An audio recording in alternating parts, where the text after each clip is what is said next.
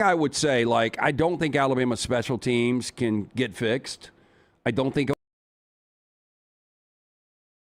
Alabama's offense can get fixed. You think so? Yeah, I think if protection can hold up, I think Ty Simpson can have him a night tonight. Look, he's going to need to take a little pressure off, and I think Jam Miller coming back in this lineup is going to help.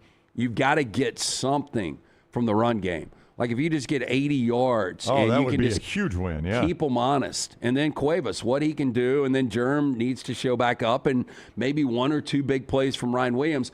This Alabama offense has a lot of potential. I'm not so sure on the Oklahoma side.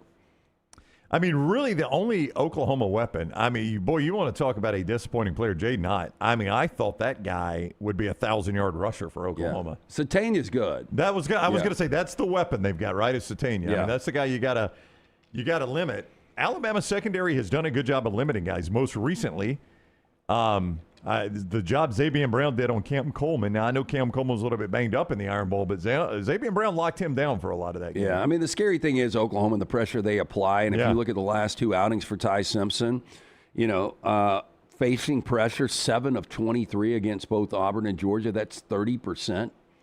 That's not going to get it done tonight against this team. A lot of people think it's going to be a rock fight, and first team to 20 or something like that could win this game. I don't know the number you think, you would feel comfortable if you're Oklahoma or Alabama. I feel comfortable at this number. I feel comfortable at 24. 24, yeah. Oklahoma, the first time they played, Alabama gave them every opportunity to get 24, and they couldn't. Yeah, look, I wanted, watching these teams, 40.5 is such a low total. Want to play the under, but because it's so low, almost forced to play the over, just completely stayed away from this total. Such a strange game. This college football playoff just still doesn't feel. It's going to feel whole after this round. Okay. Whether it's Alabama or Oklahoma playing Indiana, both of those obviously have a fighting shot against the number 1 overall seed. And then A&M or Miami facing, who do they face in the second round? Ohio State. Yeah. Yeah, you're going to have really, really good games. Ole Miss, Georgia, Oregon, Texas Tech. I think once we get to 8, it's going to feel real. Central State Bank bringing you part of the show today. You want a bank that is on your team? Central State Bank is that bank. They are big enough to meet every single need you have, but also small enough to know you. Why? Because they're in your community. They are part of your community. They know you at Central State Bank, and they've been doing it for more than 100 years. You don't do something that long without doing it well, and Central State Bank has done just that for more than 100 years. Big enough to meet your needs, small enough to know you, community-focused, Central State Bank, member FDIC. We've seen both these teams lay eggs. We've seen both these teams play well. So, if one of them lays an egg tonight, it makes this really easy. If they both play their best game, if they both play whatever their A game is right now, I think Alabama wins this game. If both of them are playing their A games, I know you said it earlier, and I've always said this. People don't like to hear this. The best team doesn't always win the game. You can't just say, oh, well, they beat them earlier this year. They're the better team. Alabama's the better football. Most of this season, Alabama's been the better football team. Yeah, I would say this. Offense, Alabama. Defense, Oklahoma. Special teams, Oklahoma. So why not say Alabama's the better team? Head coaching, Alabama. I agree. Quarterback, Alabama. So, you combine it all, it's a coin flip game. All of today's Next Round on demand through the podcast platform of your choice. Apple, Spotify, iHeart, or Google Podcasts. Wherever you listen, always follow, subscribe, and turn on automatic downloads so you never miss any part of the Next Round. It's bow time. Tired of choosing between sweet and savory? Why not have both? Introducing Bojangles' new Chicken and Bowberry Waffles. The bold Cajun chicken filet you love, now drizzled with a Bowberry honey glaze and sandwiched between 2 warm waffles. Which means your favorite meal of the day just met your new favorite dish. And lucky for you, it's served all day. But it's only here for a limited time, so try Chicken and Bowberry Waffles at Bojangles today. It's bow time. You know what, D? I hate being on this highway with all these 18-wheelers. I don't know what I'd do if I got in an accident with one. First, call 911 to report the accident, and then hit up the gators of the litigation situation. Alexander Shannara Trial Attorney. Because accidents with 18-wheelers, delivery trucks, and construction vehicles are complicated. Call 1-800-229-7989 or hit them up at Shannara.com. Alexander Shannara Trial Attorney. We go deeper. We fight harder. We win bigger. Physical office location, Birmingham. Jim Dunaway, Lance Taylor, Ryan Brown. Live from the Birmingham Racecourse Casino Studios, the next round, presented by Bud Light, is on now. Oregon, Ole Miss, Miami in different fashions. And then there was the comeback in Norman that everybody is still talking about. Welcome into the next round as we approach Christmas Day, and Alabama still alive in the playoffs, and Kalen DeBoer still the coach of the Crimson Tide. And it was 17-0, and things look like, everybody, I said it in our post-game video at Next Round Live on our social media platform, how many people gave up when it was 17-0? It's 118-12 total yards in the first quarter. They go 3 and out the first 3 possessions, 17-0 before you can blink. And just what you had seen from the offense, or what you hadn't seen from the offense, going back to the Auburn game in Georgia, and then that first quarter against Oklahoma on the road against that dominant defense. There was no chance they were coming back. Do you realize that the last 7 quarters of Alabama football at the end of the first quarter, so the last 2 of the Iron Bowl, the 4 in Atlanta, and in that quarter, Alabama had total gained 378 yards. Yeah. 378 in basically 2 games. Wow. So anybody that watched that and thought, yeah, this team's going to come back, you have way more faith in that Alabama team than I did, because I thought it was over. Now, not everybody ended up deleting their tweets. Some people let them stay out there. Some people deleted their first quarter tweets. But Kalen DeBoer and the coaching staff and the players rallied for the win. And afterwards in the postgame, there was a lot of talk about the way they got beat in Atlanta helped them respond in this game against Oklahoma. Here's Kalen DeBoer afterwards. A season ago, there were times where you guys would get down and not be able to bounce back, specifically here even. Mm-hmm. What do you think prepared your guys to be able to bounce back in this game tonight? Mm-hmm. No, you're exactly right. Especially on the road, right? We couldn't overcome, and a lot of times it's just guys making plays and just continue to stay the course. And we just talked about that so much this offseason. A couple of things, just what we're going to do and how you chip away. You can't go score a 17-point touchdown. You got to score 1 score, even if it's 3 points. And that's what our guys did. I really felt, and I know ZB got the interception right before the half. That was big, but I was actually feeling really good about the spot we were in before that. If we can go in 17-10 and get the ball to start the third quarter, we've clawed our way back in. It's going to be one that goes down to the wire. And then the interception really just, it gave us a lot of life going to the locker room at halftime. And so we fed off that, and guys, I think realized 0-0 game. And just went out there and just kept applying more pressure. And the field position really in the second half, or as this game went on, kind of flipped from what it was in the first quarter, where we couldn't move the ball. They got shorter fields, and then, we got the punt, the block there, and that kind of got the shorter field kind of thing going for us. And that carried on into the second half, which helped us a lot. That's Kalen DeBoer there after the win. Now, everyone goes to that pick 6, but he said it there. You can't score a 17-point touchdown.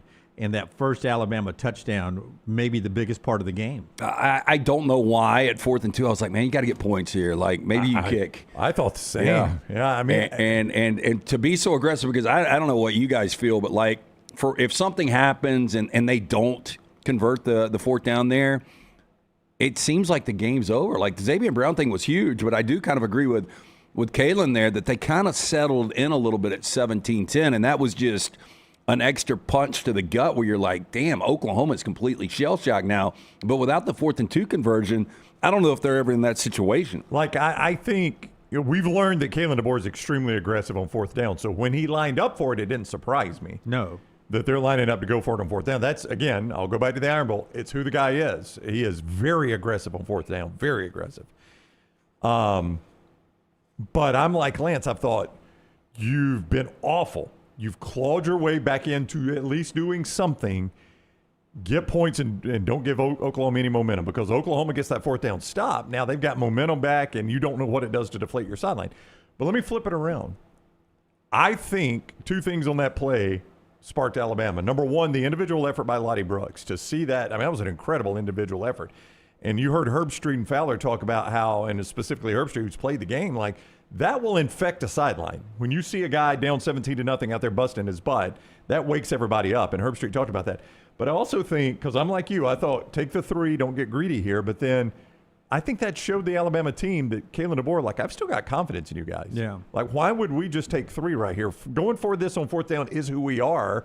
And I've still got confidence that that's the team that's on the field. Just by that action, I think he told his team, I know this has sucked through 1 quarter of football, but I still got confidence in who we are. I still look, and I know the pick 6. I don't know how they scored 34 points. I mean, they're 2 of 12 on 3rd downs. They had 12 first downs. They had 28 rushing yards. Ryan Williams has become a ghost. Mm-hmm. I mean, not really because he drops passes, but 1 reception, 5 yards. Like, how in the hell did they manufacture 34 points against that defense on the road? Yeah, absolutely. And it was 34-7 is how they outscored them at the end of the game. It was crazy. And Mateer threw for 307. If I would have told you Mateer throws for 307. Yeah, game over. So they've gotten it to 17-10. And Oklahoma's got the ball before Xavier Brown. Cut 5, Tyler, if you can. And I'll be honest with you. He calls this timeout. And Oklahoma still has 3 timeouts. And Kalen DeBoer calls the timeout. And I sat there in the press box, and I thought to myself, and I may have said it out loud, that, don't call that timeout. Let's get to the locker room 17-10. No, I thought the same. Let's get to the locker room 17-10. And he calls that timeout.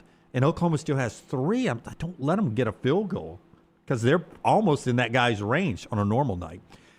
And I asked him afterwards, I was like, what were you thinking? Were you trying to lure them in? And ends up they were trying to lure them into the pass that Mateer made that gave him the pick 6. Here's Kalen DeBoer afterwards on that timeout. Can you take me to that timeout you used right before ZB's interception? Were you trying to lure them into a pass there to try to get to that turnover? That was an aggressive timeout from you. We only had 1 left. Yeah, we had 1 more. Was it a 2nd down? I think it was 2nd down. And so just really if you can try to, if they want to be aggressive and you can get an incomplete pass, we can get 1 more shot. Again, you've seen us go down the field at the end of a half and try to get 3 points, 7 points. Make them have to punt it, especially with what had happened earlier. You can go after them and just keep applying pressure. Make them snap it again. And just felt like where we were at in the field, I know they got a really good field goal kicker, but they weren't far from being in his range either. But that's just how we've kind of played, and you're not reckless, but you also want to be aggressive. Yeah. I saw an excellent breakdown of that play on social media by one of these mini college football accounts I look at. And without trying to make it sound like I know anything about this, I'm just parroting what I was watching. But watching it is pretty remarkable what Kane Womack did there. First of all, the stuff I don't catch watching TV that football people catch. They had run a similar-looking defense earlier in the game and had stayed in man, okay? So Mateer, when he sees this defense, is like, oh, I saw that earlier. So they line up, and, what Mateer sees is everybody on the line and man across the board and no safeties. So Mateer and the receiver are thinking, if I can beat Xavier Brown, I got 6 right here. All I got to do is beat 1 man, and I got 6. And right before the snap, Bray Hubbard backs out. Yeah, which catches the quarterback's attention, by the way. But who didn't see it apparently was the receiver, because the receiver still thinks there's no safety there. All I got to do is beat my man. So the receiver doesn't see it. So as soon as the receiver runs past Xavier Brown, Brown knows they've taken the cheese here. Like, they have bet on this. Mateer's thinking my receiver has seen Bray Hubbard go, so we're going to take 5 yards and move the chains here. The receiver's thinking I got 6. He's gone. So who's standing there is Xavier Brown. Right. And they showed it on TV. You saw it. They showed it on TV. Xavier Brown's eyes never leave Mateer. He knows what's happened. He knows once this receiver runs by me, they've taken the bait. Yeah, I've got help over the top. We're good. That's why I don't have to go anywhere. And it looked like an awful read from Mateer. It did, but I think the read is probably on the receiver because he doesn't he doesn't see Hubbard. So essentially, Mateer threw that ball where Kane Womack told him to throw the ball, which is pretty. The receiver's running the man route. That's right. And quarterback's still in the Mateer zone. threw the zone route. That's right. And the only person in the zone route was Xavier Brown. The receiver's gone. So it's just great coaching by Kane Womack, and that I think everybody agrees. If Alabama, whatever the key moment in the comeback was, that was That was a massive one. All I could think about you on the show on Friday and that wind blowing and how cold it was with the sun out. And then the handful of Alabama fans I knew that were there at 17-0, I was like, what a miserable trip. What was the atmosphere like at 17-0? It was insane. Yeah. I mean, it seemed like it on the couch. The Oklahoma experience, and their stadium is actually smaller now than when you and I were there in 2002. They've cut it down to 80,000. Yeah, and it sounds stupid, but that's a starved fan base. Yeah, Starving. Yes, and because they've never won a playoff game, as it turns out, and they've been in a lot of them. But I can't explain it. The light show before, the lasers, the drones.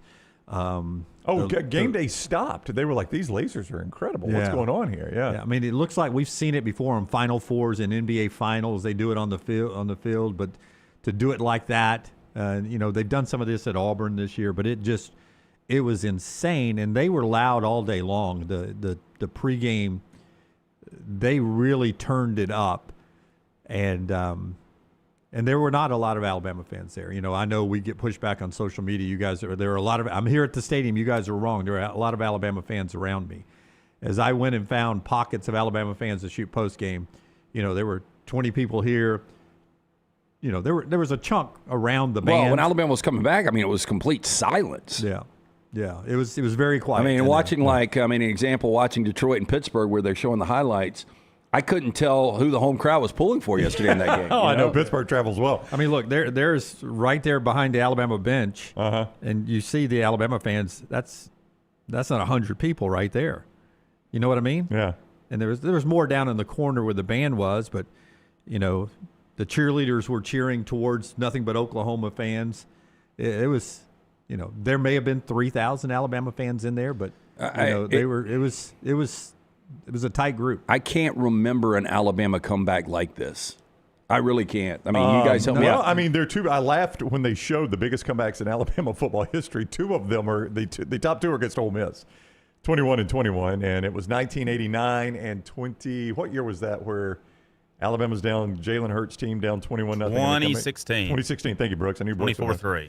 Yeah. So that's the two biggest comebacks in Alabama history, and the next two are 17 points. And this just felt on this stage. On this stage. In the playoffs. Yeah, we're talking two regular season games against Ole Miss for the first two. It is certainly the most significant comeback in Alabama history, if not the biggest. I don't know if Venables will sleep again. That's tough to swallow. That was a tough loss for him with his fan base.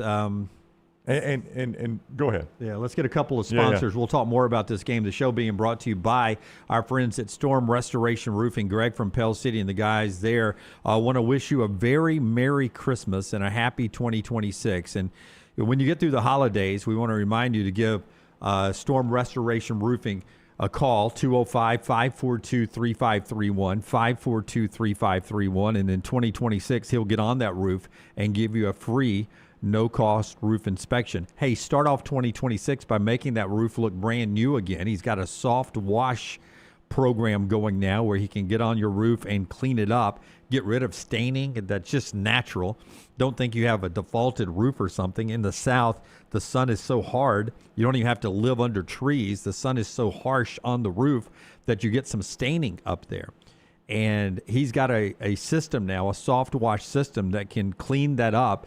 And not only does it add a little bit of length to your roof, it also makes it look better for the neighborhoods and the neighbors and for you as well, especially if you're going to put it on the market in 2026. Get that roof soft washed by Greg. All the usual storm repairs and roof replacement, A-plus rated with the Better Business Bureau, 205-542-3531, or Greg from Pell City on Facebook. Brownie Bojangles. It is bow time for Bojangles. You got those holiday parties you still got coming up, or, hey, college football still going in this state. More watch parties. Let Bojangles cater those for you. Everything from the hand-breaded chicken tenders to those bow bites, the chicken tender bites, and that peach honey pepper dipping sauce, the biscuits, the tea, everything right there at Bojangles. So easy for you. Make it a very unique holiday party with our friends at Bojangles. Easy to do, and people will love it, from the fried chicken to the tenders to the bites. Whether it is breakfast on your way to work tomorrow, with the kids out of school, lunch, dinner, you can make it Bojangles, and always make it bow time. And Lance'sLock.com, brought to you by Hemphill. How did you play the playoff games? Were you on Bama or Oklahoma? I had Bama. You had Bama. Good call by you. How about the other one? I had Miami. That's a 2-0, Lance. I had Ole Miss. That's a 3-0, I Lance. was 3-0 this weekend in the college football playoff. Yeah. And Ole Miss was a big 7-star, and boy, I don't know about you guys, that was an ass whipping. Yeah. We'll talk more about those other games coming up in our spotlight in the next segment, but Hemp-Hill brings you Lance's lock. We've got a bowl game. We've got Monday Night Football action. Old Man Rivers out there against San Francisco tonight. All this stuff will be up and available later today. Again, free play every single day at lanceslog.com. It is always brought to you by our friends at Hemp-Hill Services. Whether you experience plumbing, heating, cooling, any of these issues arise in your home or business, they are ready to serve you. Hard to stop a train. Call Adam, Chad, Andrew, the guys there, 205-229-2090 or hemphillservices.com. Potentially the most surprising part about Friday night, though, of everything that happened was how badly Alabama outplayed them on special teams. It was absolutely remarkable to watch Oklahoma melt on special teams. Yeah, the same region of the country. You saw the next day. Now, at Norman, the wind gusts were up to 30. Yeah. And it was 27 is what they were saying. It looked windier in College Station to me, but they were saying the wind gust was 27. It was 30, the wind gust in Norman, and you saw the calamity of kicking. Oh, just terrible. I mean, Sandell makes his first, and I think that was his 24th consecutive kick, and then he misses the next two. And the last one he missed to make it a one-possession game. The one that went over the upright or the one that was short? Yeah, the one that went over the upright. The one that went over the upright. Like, initially, I was like, oh, he missed it. Oh, okay, it's good. And then they come out waving their arms. I'm like, oh, my gosh, I got to see that one again. That, and then the drop punt, like, going back and watching that. You'll never see that again. Yeah, look, I mean, I'm just saying, like, that looks like a play that is fixed, but it looked so fixed that obviously it wasn't. Yeah. But how that happens is almost impossible. And to make it even crazier, Tim Keenan gets a punt block. I mean, there's no more unlikely person on Alabama's roster to block one than Tim Keenan. We asked the coaches afterwards about that, and he said, we had punt return on. We didn't have pressure on, so it's Keenan's hustle that has him even going and pursuing that. Or he's able to pick it up and kick it. Yeah. Sometimes if you're not busting it, you could drop it, actually pick it up and get some form of a kick off. But Keenan hustling in a situation where a big defensive lineman at 300 plus probably ain't going to get there, and he's busting it and gets there, and he has dropped it, and he's able to make that play. So you cannot talk enough about Keenan. And then strangely, out of the blue, for the first time this year, Cole Adams starts returning kicks. Yeah. I'm like, what are we watching here? He's a fair catch machine. Yeah. And all of a sudden, he's returning punts. Well, one of them was such a booming kick, it outkicked the coverage, so he had room. The other one was a low kick, so he was able to get going on that. Yeah, it was wild to see Alabama outplay them that much on special teams. And then there's Connor Talty. who has been rock solid since 35 and 40 yarders in that wind. And they were right down the middle kicks, too. Yeah. Those were not like, ooh, he snuck that one in. Hey, new season. It didn't look like it to begin, but 5 sacks for that defense. I know. Those were huge. If you could flush the first quarter, that was some of the most impressive football Alabama has played in a long time. It really was. 2, 3, and 4. And it goes back to Ryan Grubb said it, man. It goes back to Georgia, and they felt like when they got hit in the mouth against Georgia, he doesn't say the team quit, but there was a lot of that feeling in this comment that in Atlanta they didn't respond the way they did in the playoffs. Here's Ryan Grubb. Down 17-0, no one outside of the building thinks you guys have a chance. Why was this team able to pull that off today? I would credit, unfortunately, a little bit of the SEC championship. There was an address made, just with the guys, the mentality that you have to have in a football game, that games aren't over when it's 14-0, especially when you're getting the ball in the second half. And I didn't feel the same resolve in Atlanta that I felt here tonight. Coach Grubb just said he feels like what happened in the SEC championship game helped y'all come back tonight, and he kind of saw a different resolve in the team tonight. Do you feel the same way that what happened in the last time out kind of helped tonight? Yeah, I guess we can thank you guys for that. I mean, y'all kind of wrote us off, in a sort of way, so appreciate that. I mean, Ty just said it right there. Honestly, he just said it. People try to write us off. That's when we at our best. Well, I mean, people try to write them off. Hey, they're not wrong about that. Yeah, well, I mean technically the scoreboard was 17-0. Yeah, it was the scoreboard that was that's writing what off. back to me giving out Alabama plus 1.5. I was kicking myself. I was like, you got to be kidding me. How in the hell It was did I 17-0. back this team that looked so bad offensively? Well, again, it's a new season. Yeah. I mean, Miami, a lot of people believe they didn't deserve to get in, and you saw what they were able to do. Yeah, I mean, it is. I asked that question Friday. I can't remember if it was the segment you were on or had to step away, Jim, but Or phone died. our phone died, one of the two. But, I mean, you just wonder. It happened for Ohio State last year.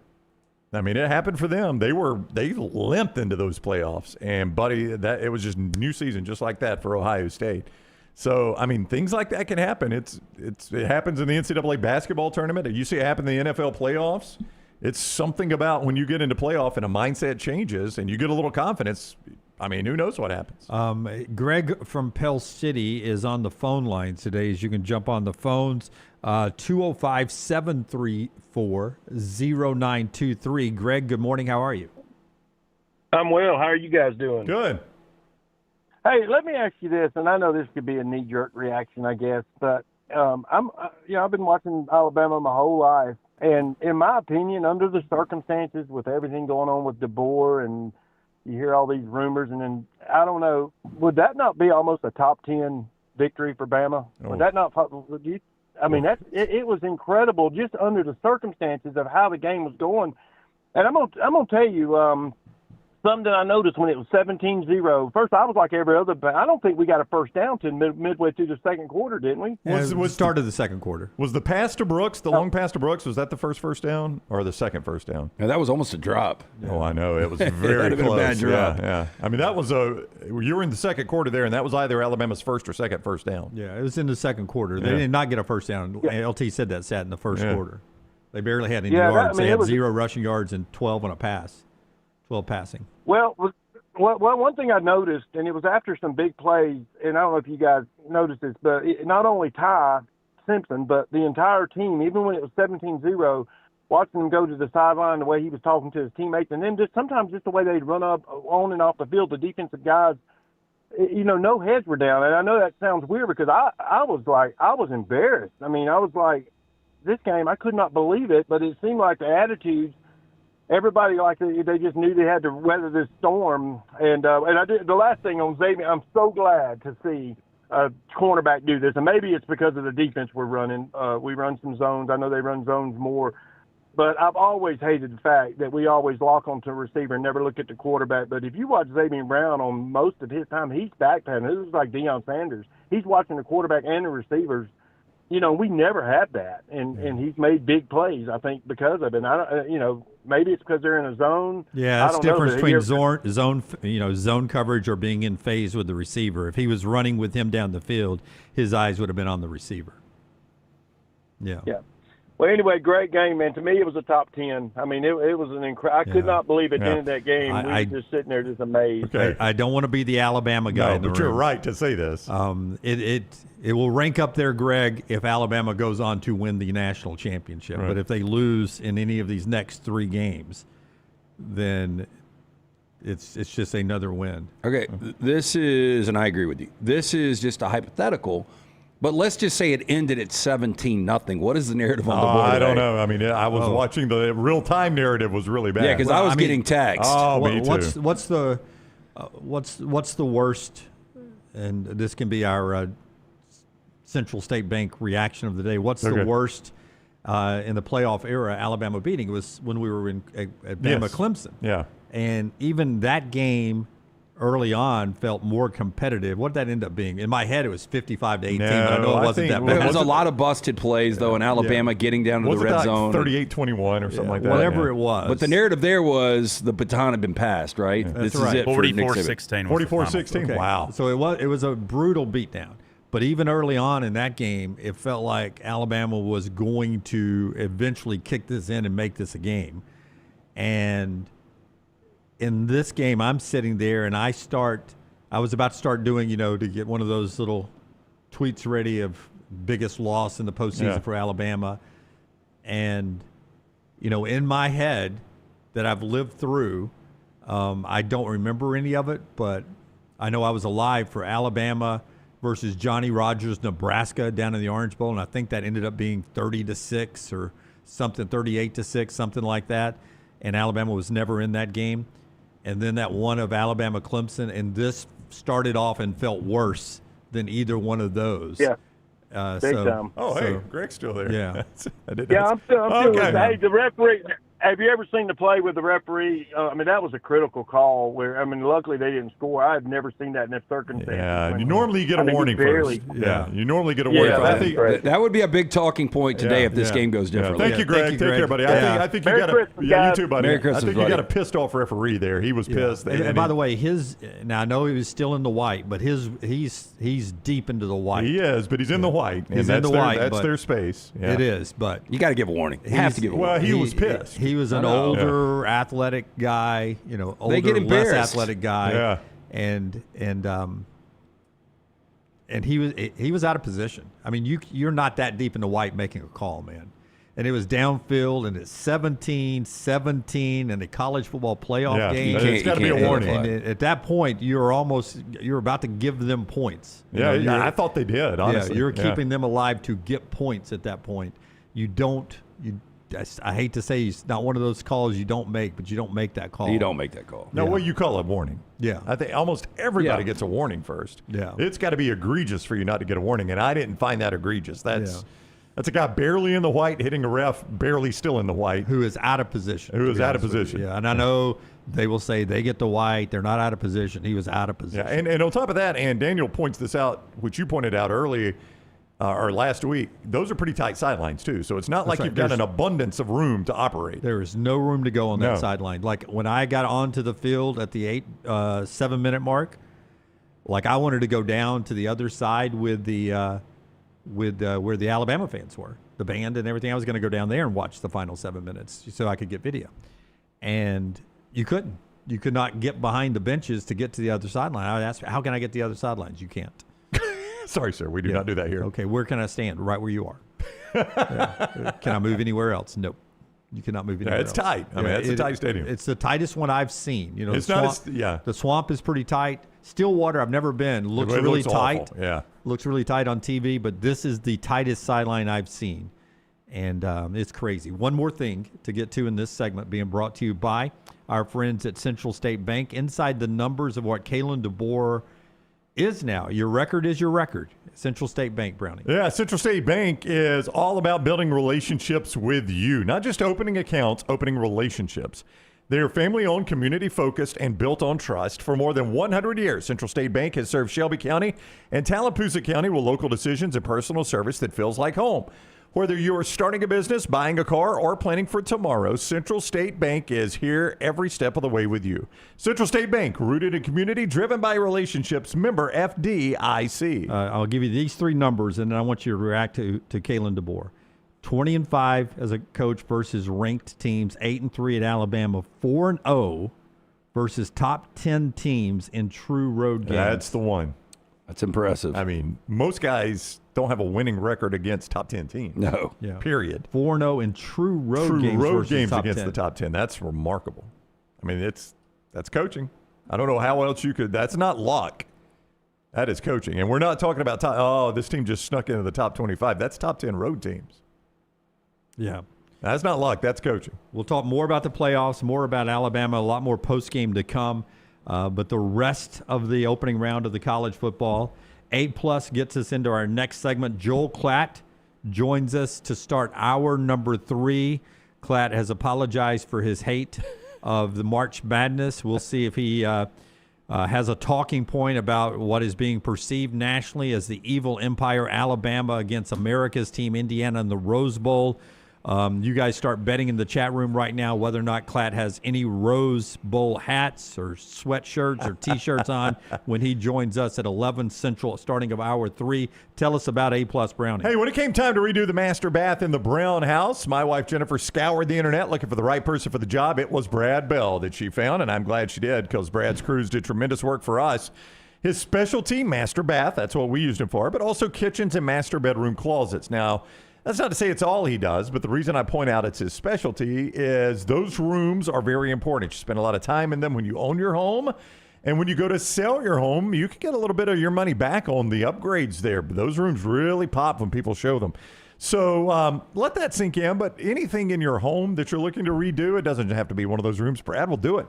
You could see more before and afters and info online, alabamabathremodels.com.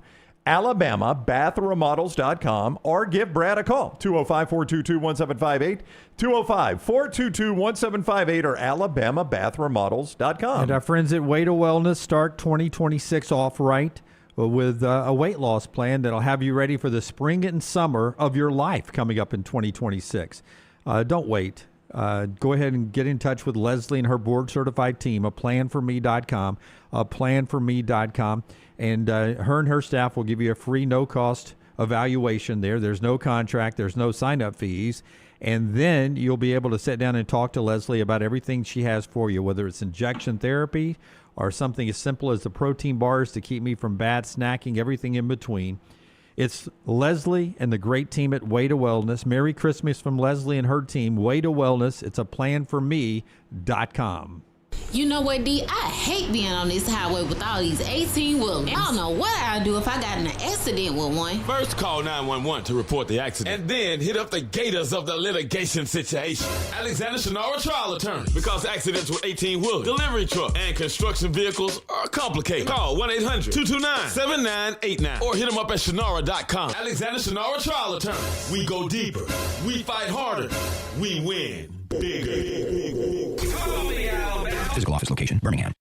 Hey, Lance Taylor from the Next Round to tell you about one of our favorite places for breakfast, lunch, and dinner. That is Hamburger Heaven since 1982. Hamburger Heaven has been serving Birmingham's best hamburgers, cheeseburgers, French fries, hand-spun milkshakes, and sandwiches made fresh to order. All of their ingredients are fresh and prepared daily. This includes their beef, always fresh, never frozen, hand-pattied each and every day. For breakfast, lunch, or dinner, visit any of the 4 locations, Highway 280, Irondale, Gardendale, and Homewood.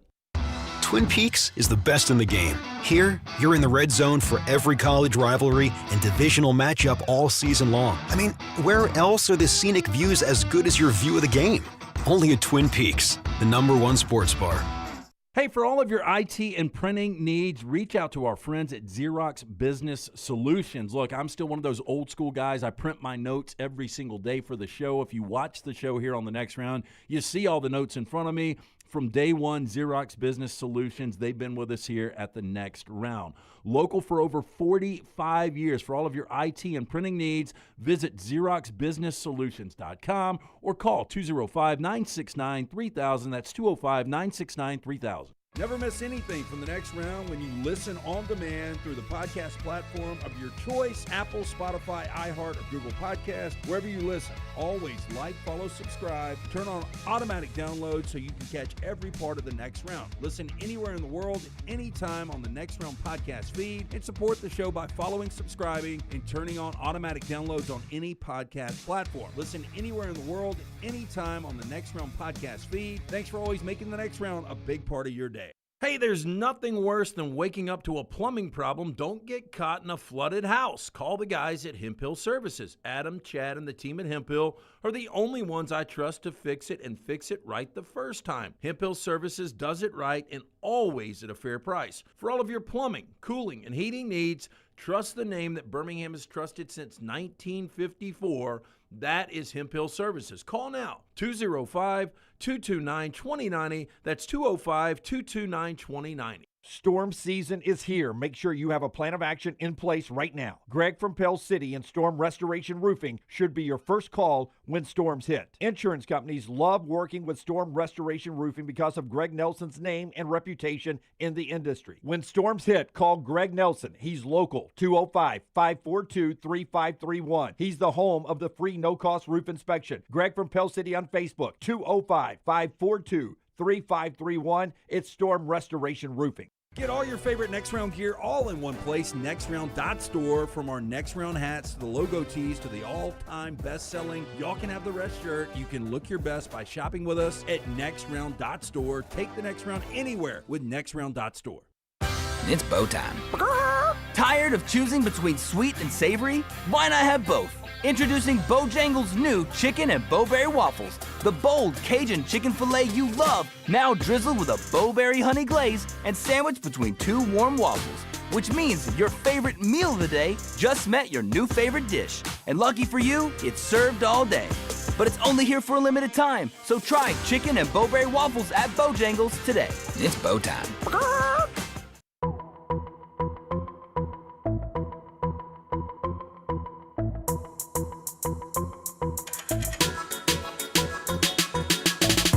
Before LT tells you about the great folks at Inverness Country Club, congratulations to our buddy Chip Lindsey, a longtime Alabama resident, high school coach in the area, has worked from Troy to Auburn to North Carolina, where he coached Drake May. He was part of that Michigan staff, which Sharon Moore still there. We'll see if he coaches in the bowl game. But in that horrible situation, someone saw just how good Chip Lindsey is as a football mind. He is the new offensive coordinator at Missouri, and it's a 3-year deal with Eli Drinkwitz there. So Chip Lindsey's the new OC there at Missouri. Kirby Moore took the Wazoo job, is that right? I'm lost in the coaching carousel. Yes. Okay. Now, it'll be interesting because Michigan hasn't filled their job yet. If Eli Drinkwitz ends up being the head coach at Michigan, does Chip Lindsey, who is the offensive coordinator at Michigan, go with Eli to Michigan? Yeah. Probably would. Yeah. I would. Yeah. If I was Chip, I would hold my water before I pack up the house in Ann Arbor. Inverness Country Club. Hey, one of the youth educators is in studio with us today, Chad Burdett, and I was just talking about that I don't have any hobbies, and we were talking about golf. And if you are a golfer, this is the perfect Christmas gift for the entire family, because you can justify getting out and playing golf. The wife will have the social membership, the state-of-the-art fitness center, childcare right there on site. They've got memberships that fit everyone at the Inverness Country Club. We were out there this past Friday, enjoyed a great lunch out there. Best days happen there. To take a tour of this unbelievable club, call Erin. Tell her the next round sent you. 205-991-8608. You can always go online for more information, ICCalabama.com. The College Football Spotlight. All right, it's the Shannara Spotlight presented by Alexander Shannara every day right here in Birmingham, Alabama. It's where you find its headquarters. For more than 24 years, they've grown to more than 150 lawyers, supported by more than 500 dedicated team members, and they've recovered more than $2 billion, maintaining Alexander's core values: integrity, mastery, passion, and success. When you find yourself in need of an attorney, call the Alexander Shannara Trial Attorneys. You don't pay a dime unless they win your case. Shannara.com. Shannara.com. The format moving forward in the playoffs will be decided in January. But in 2 years, 3 games involving the group of 5, forget the final score, the competitiveness in the first quarter. Now, I say this knowing Alabama was down 17-0, so take it with a grain of salt. But the group of 5 in 3 first quarters were outscored 41-3. Now, James Madison ended up scoring 34 against Oregon. Tulane never in that game, it seemed like, against Ole Miss. And last year Boise State, it was Boise State. Yeah.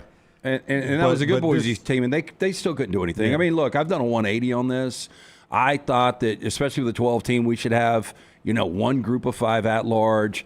But this does nothing for anybody involved in this. It's terrible for the consumer, us sitting on the couch. It's terrible for the teams playing the Group 5. It's terrible for the Group 5 because they're getting beaten down. It's terrible for the TV who's paying for this whole thing. Let them have their own playoff. And, there is no way we can have Group 5 involved moving forward. We just can't. Look, and if they qualify by being a top 10 team or something, that's right. That's completely different. That's right. No auto for the Group 5, but the path is there to keep us out of court, I assume. The path is there. If you're in the top, if we go 16, if you're in the top 16, then you can be in. Almost give them the Notre Dame deal. Group of 5 gets the same deal as Notre Dame, and I would love that, just to upset Notre Dame folks, that Notre Dame and the Group of 5, if you finish in the top 16, gets a spot. And you'll say, what about the rest of them? They can have a playoff, and if you are that Group of 5 team or 2 of them that are in the top 16, then you opt out of your Group of 5 championship and you play in the FBS championship, and that would be your call. If you don't want to do it, if you want to try to win the G5, whatever they end up calling that, and you stay in that, then you could do that. I wonder if you could almost satisfy the Group of 5 and keep out of court by guaranteeing them the highest ranked Group 5 team will get X amount of dollars, or that conference will get X amount of dollars, or we'll split X amount of dollars among these 5 conferences. Yeah. Just pay them not to show up, basically, because it is killing the first round. I would think it's so. Worth it. To the TV partners, it's worth wait till you pay them not to play. Wait till you see how bad these TNT numbers are going to be. Wait till you see how good the Alabama-Oklahoma number is. and the Miami Texas A&M number is, and how bad these two TNT numbers against the NFL are. Against really good NFL, by the way. Yeah, good NFL games. Yeah, I think we've got a big enough sample size now. I think the outcry, I mean, look, I don't know how far we're locked in. I guess we're really not locked in next year, No, are we? it starts in January, yeah. Yeah, I mean, look, we go to 16. The only way we're locked in is if they can't come to a decision. Then we keep this same format. Yeah, look, and the only body that wants them involved is the Group 5. Yeah. Like television partners, to your point, once we see these numbers come out, they're going to be so horrific. Yep. Like, are you really going to want to buy time on any of these broadcasts? I just wonder if ESPN can keep selling these games to TNT for what the numbers are probably going to be. And it was just to feel like you were there. It came across on TV how electric that atmosphere was Friday night. Oh, even Saturday morning. Saturday morning, that thing was off the charts. Can't imagine what that would have been like at night. I agree, but it was crazy in the day. And while we're doing this, before we talk about the actual games, I would like the NFL to realize. And I know this is a big ask, that they have the most inexpensive talent feeder in the history of the planet in college football. Just ask Major League Baseball if they would like the same thing. That's right. Major League Baseball has to spend millions of dollars whatever it is, on the minor league system and paying players to play in the minor leagues and work their way up.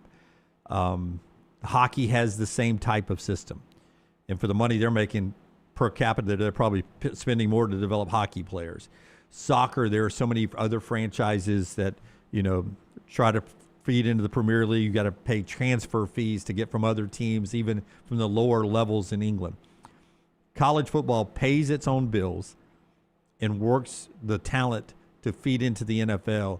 The NFL, and I know it'd be asking a lot, should give them a Saturday, this past Saturday, to do their playoffs. Yeah, look, that should be the thank you for giving us the talent. Yep. I don't have a problem with that at all. It probably will never happen. Like, bowl games didn't really matter. This is such a big stage for these kids, and it is your future product. I mean, this is what's on display here. So I agree with you. I don't think any of these guys like playing on Saturdays anyway. I think they would rather just play their regular Sunday, Thursday night, Sunday, Monday schedule. So I'm with you 100% on this. The NFL is not known for giving back real estate, but I agree 100% with you on this one. Yeah, no, it would be a big give because their numbers will be huge on the Saturday games as well. To the game on the field, brought to you by our friends at Odie's. Odie's Tavern, a great place to go all week long. We will not be out there for team trivia this week, but they will have the live music on Thursday and Friday night, both locations. Just a great place to sit back, enjoy incredible food from Rodney Davis. Been doing it almost 4 decades now. The wings, the burgers, the great sandwiches, ice-cold beer buckets full of the Bud Light. You got a lot of friendly family and friends in town this week. Take them to Odie's Tavern. Get in, see Will Haver and that great staff. 2 locations, the original in Crestline, also Edgewood. It's Odie's Tavern. Okay, so Ole Miss beats Tulane. Our thoughts and prayers with John Sumrall, who lost his dad. Mom came to the game. His dad had been suffering illness since March, but Mr. Sumrall was able to make it to the American Championship game, was able to make it to Gainesville to see his son introduced as the Florida head coach, and then he passes away on Thursday, I believe it was, and Mrs. Sumrall and John still coached, and it was just a tough week for John Sumrall, and he was leaving the program to go be the Florida coach. I thought he went out with great class and coached that team really hard. He's taken both coordinators, including Briarwood's Joe Craddock, with him to Florida, but they gave their all to Tulane. But Ole Miss outmatched them for a second time. Yeah, I mean, Trinidad Chambliss is just so freaking good. And I mean, it was reflective upon the fact that he was 8th in Heisman voting this year, but they couldn't do anything to slow down that offense. And Kewan Lacey, man, we don't talk enough about him. Deuce Alexander, I mean, they've got so many weapons. I was a little afraid at first that maybe Pete Golding, I don't know if you guys thought this on the broadcast, not that they were scoring points, but it looked like Tulane was moving in a little bit between the 20s. And I was like, here you go. This offense is going to pop for Ole Miss, but because Golding has got this new responsibility, the defense isn't going to be as good. And sort they of like with Durkin, right? Yeah, DJ Durkin, yeah. They ended up holding them until 10. That was a complete blowout. I can't believe we talk about crowds. That was a record, and it was only 68,000 and change. And I've been to Vaughn Hemingway a couple of times. It is a small stadium, but I didn't still know don't that. realize So that was a record attendance? A record attendance. I knew it was a record number of people wearing a Santa hat. Which was silly, but okay. 68,201. Complete record there. Yeah. Wow, that's crazy. Here's Pete Golding on Charlie Weiss Jr., who is the LSU offensive coordinator, who Lane Kiffin allowed to come back to call plays. Pete Golding said he knew Charlie Weiss Jr. would do his job. Charlie and the offensive staff have had a lot going on the past couple of weeks. Just how did you notice them handling the game plan and everything this week? I had zero concern with Charlie Weiss calling this game for this one reason. Charlie Weiss could not afford not to call a hell of a game.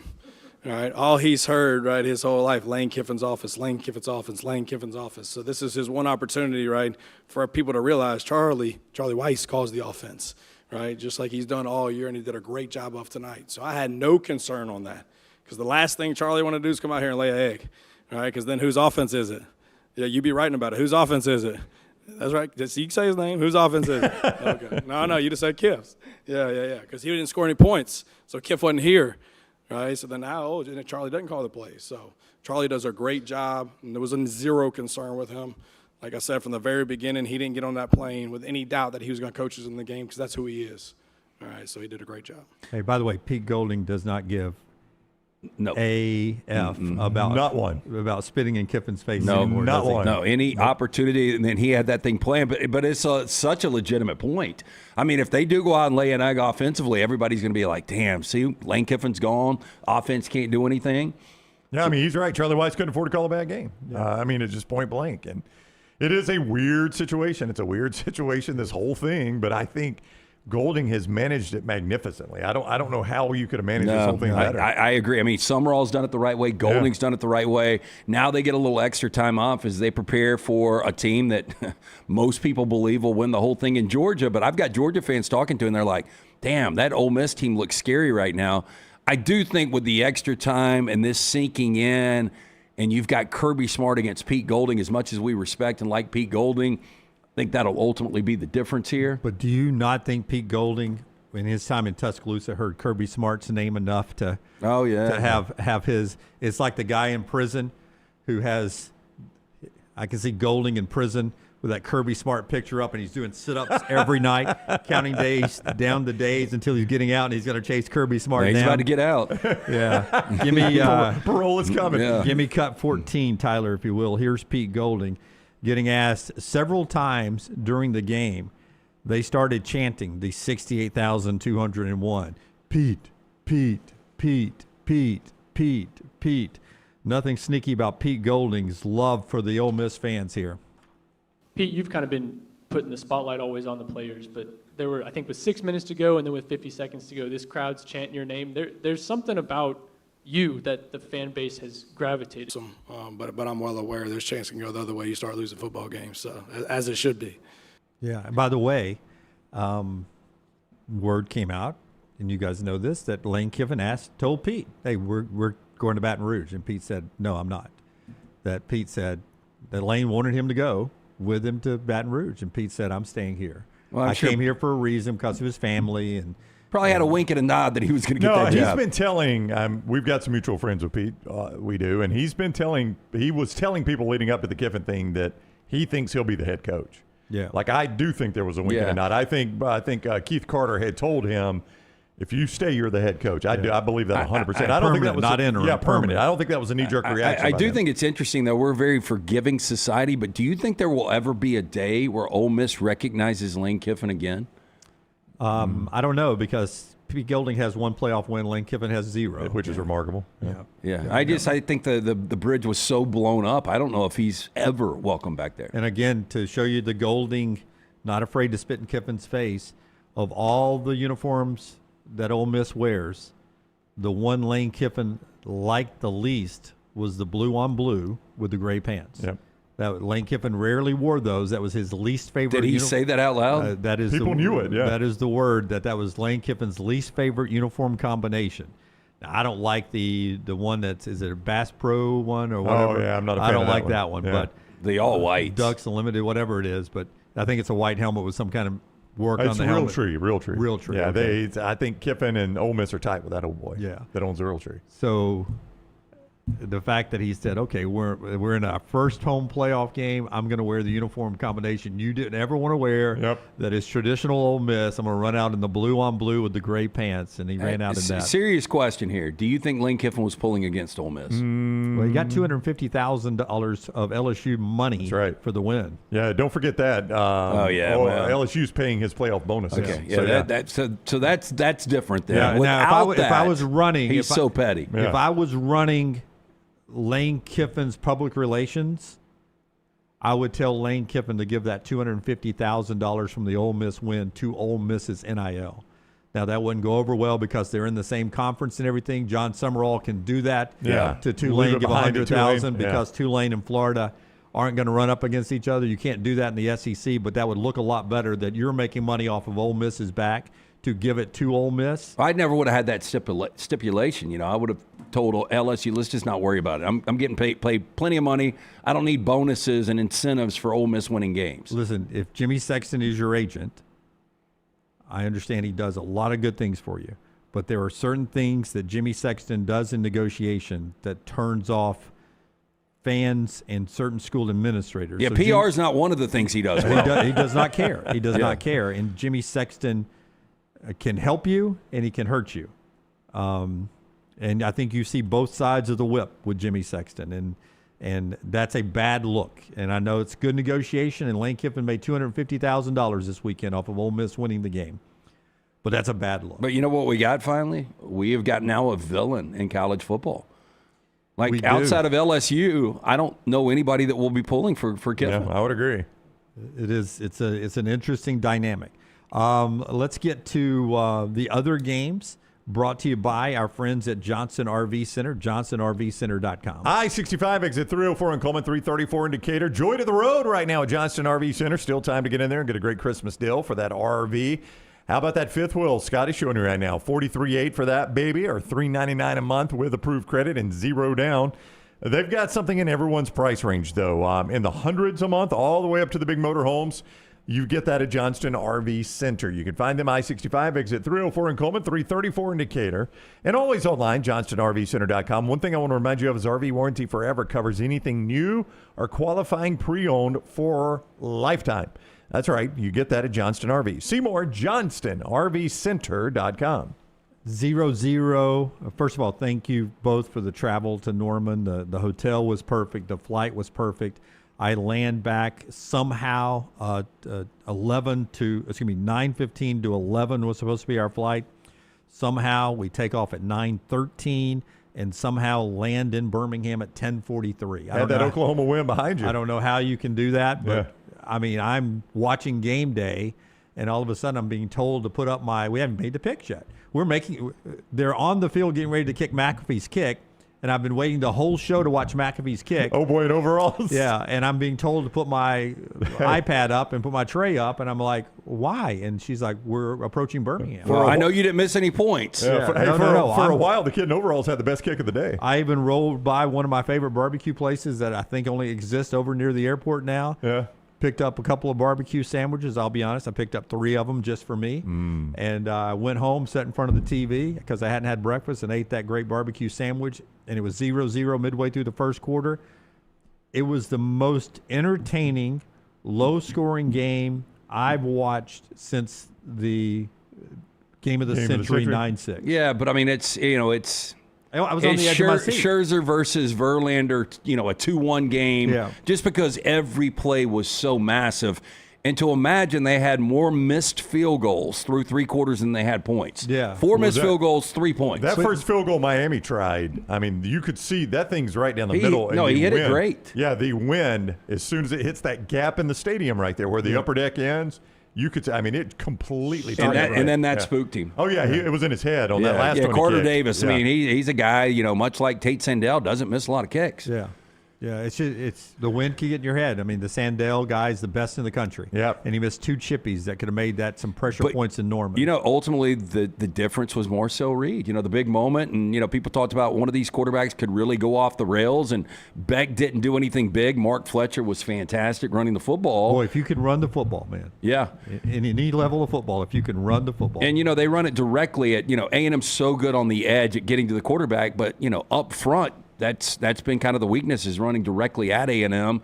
Miami give them a lot of credit, and Shannon Dawson and what they were able to do running the football. Malachi Tony's fumble, and then to be redemption. able to, and I'll tell you, what would have been the biggest play of the game was Malachi Tony getting tripped up by that one hand on the punt return. I don't know that the guy touched him either. Did you see a replay that ever showed it touched him? For some reason, just the guy being close caused Malachi Tony to clip his own leg. McElroy made it sound like on the broadcast, like he tried to.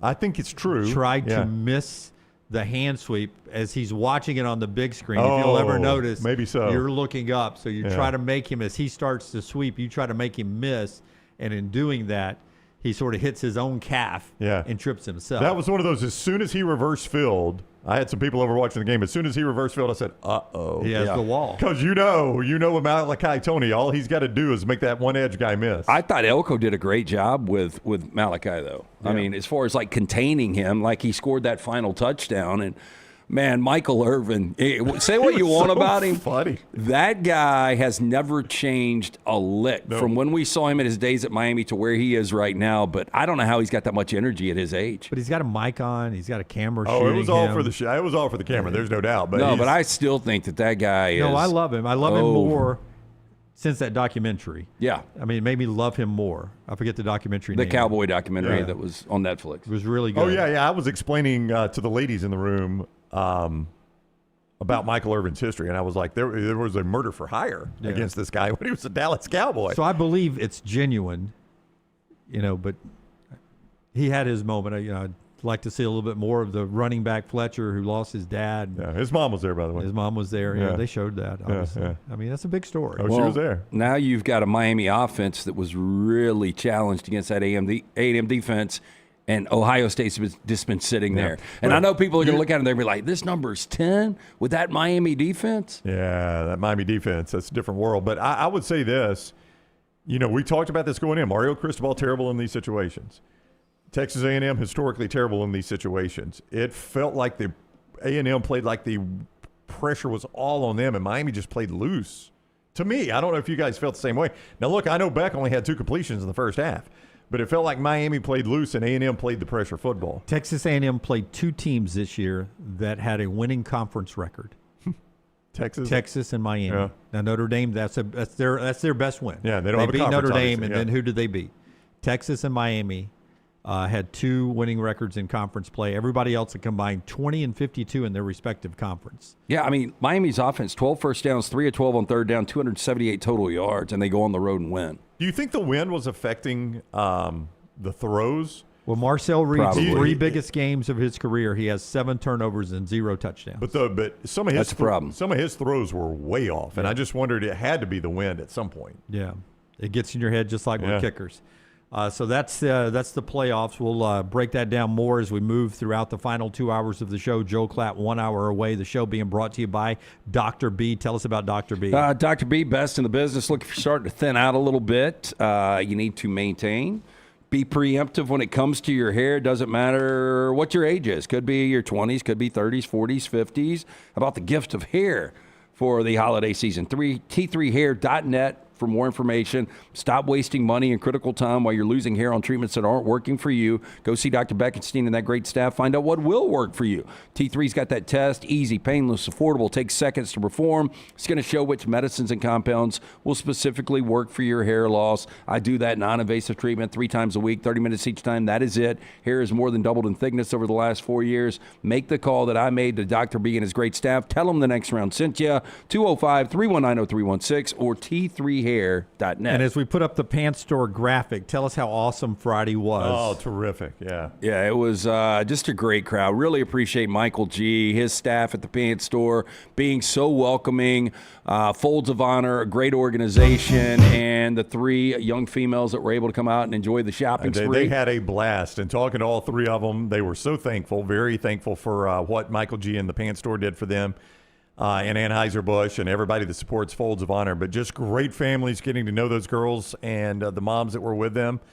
And it's just remarkable what families have sacrificed for our freedom. And those are some of the families that have done that. So That is what we did Friday there, and what the Pan Store did, and Anheuser-Busch and Folds of Honor is an absolute drop in the bucket compared to the debt of gratitude we owe those families.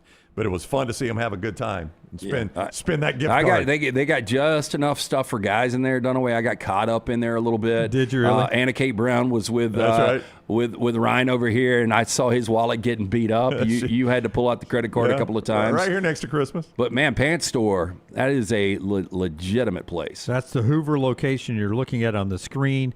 They've got more locations in Birmingham, Tuscaloosa, Auburn, and Huntsville. You can order anything online, panstore.com. As you saw there, it's not just Auburn and Alabama gear, but they have a ton of that as well. When the holidays are over with, year-round, remember the Pants Store, panstore.com, panstore.com. Take the next round anywhere you go with official Next Round gear. Buy yours today at nextround.store. Oh, watch out, lady. What are you doing? Oh, boy, come on, man. Shawty just destroyed my whip. Say no, man. You need to call Alexander Sonara, man. What the hell? Yeah, Alexander Sonara trial attorney. I heard they get you paid quick, fast, and in a hurry. With 500 attorneys. And staff holding it down for clients they've represented in 50 states. 659-777-7777. For Sonara.com. Alexander Sonara trial attorney suing the insurance company, not the individual. Call me, Alabama. Legal services provided. Or any other provider. The beauty of the holiday is at the center of your table with the New York Butcher Shop. Their selection of USDA certified Angus prime rib roast, beef tenderloins, and fillets, as well as premium pork and lamb cuts, are the finest selections available in the market and are hand-cut just the way you want. With side dishes handmade by their professional chefs, your holiday meal is complete. Visit one of their 2 locations today, in Cahaba Heights or off Highway 119 in Greystone. Place your order today. The New York Butcher Shop. Rare quality, well-done service. This hour of the Next Round is presented by the Birmingham Racecourse Casino, now featuring 7 days of giveaways with your chance to win a share of up to $125,000. The more you visit the Birmingham Racecourse Casino, the more chances you have to win.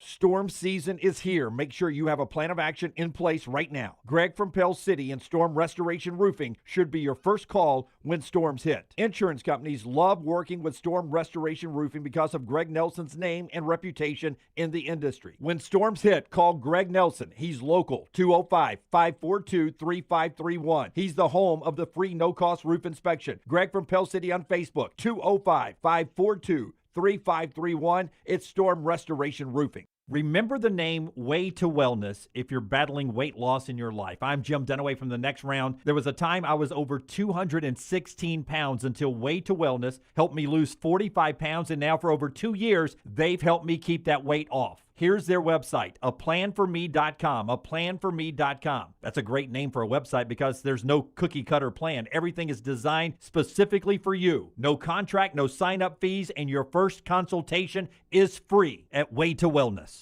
Think about the best summer nights of your life. How many of those were in a great t-shirt?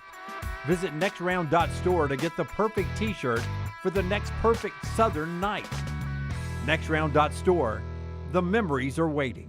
Hey, let me tell you about our friends at Urology Centers of Alabama. Compassionate and comprehensive urological care with 35 physicians, 17 locations across Alabama. Their patient-centered approach to all of your urological needs. Remember, they've got that new men's health center. It is beautiful, helping men with a wide range of sensitive male issues in a comfortable environment. You can always go online, visit urologycentersalabama.com, schedule an appointment with one of their many urologists today.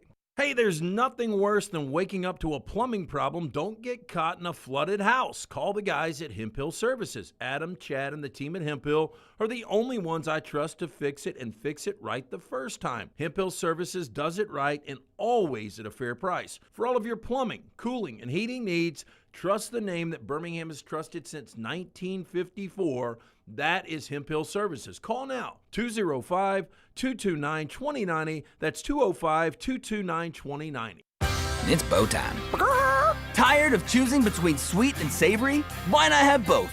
Introducing Bojangles' new chicken and bowberry waffles. The bold Cajun chicken filet you love, now drizzled with a bowberry honey glaze and sandwiched between 2 warm waffles. Which means your favorite meal of the day just met your new favorite dish. And lucky for you, it's served all day.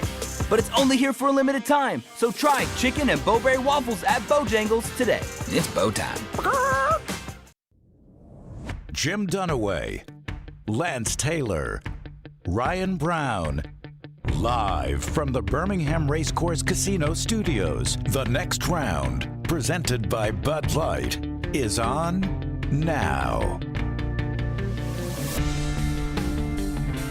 All right, Company Distilling gets us into hour number 2, LT.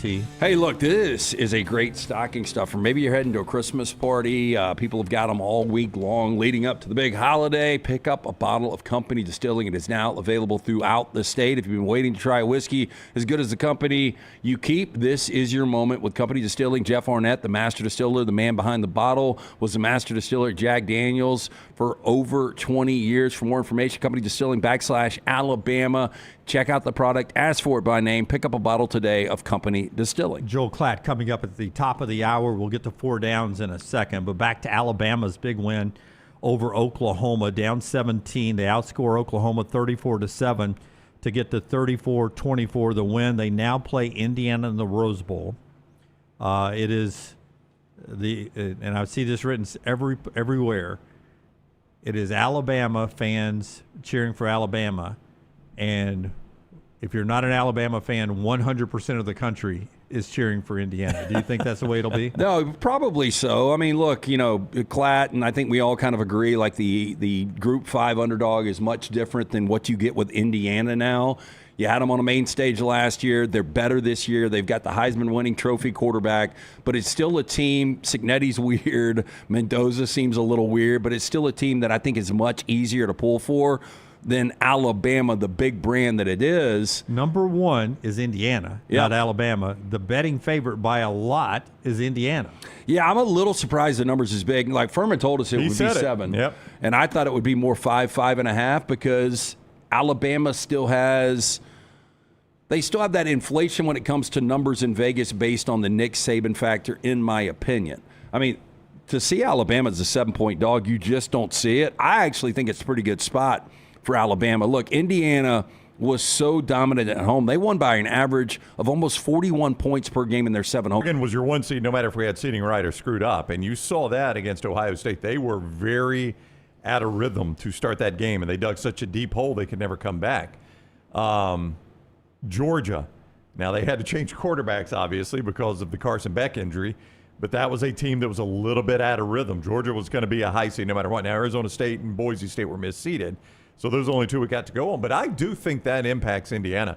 I think the long layoff, I think Alabama benefits from playing a game. They came out of there with, you probably heard more right at the end of the game. They said Holly Rowe reported that Red Morgan and Tim Keenan were not serious injuries. Right. So they took a brace into the tent. That's actually where I was standing. For Morgan or Keenan? For Keenan. Okay. They took a brace into the tent, and then he came out not wearing the brace. Hobbled a little bit, but he was out ready to check back in if needed. Okay, so he could have come back in the game. Yeah, so that's the way it looked. Yeah, those are very late injuries in the game, so you didn't get a whole lot of updates, though. But Holly Rowe did say Red Morgan and Tim Keenan were not serious injuries there at the end of the broadcast.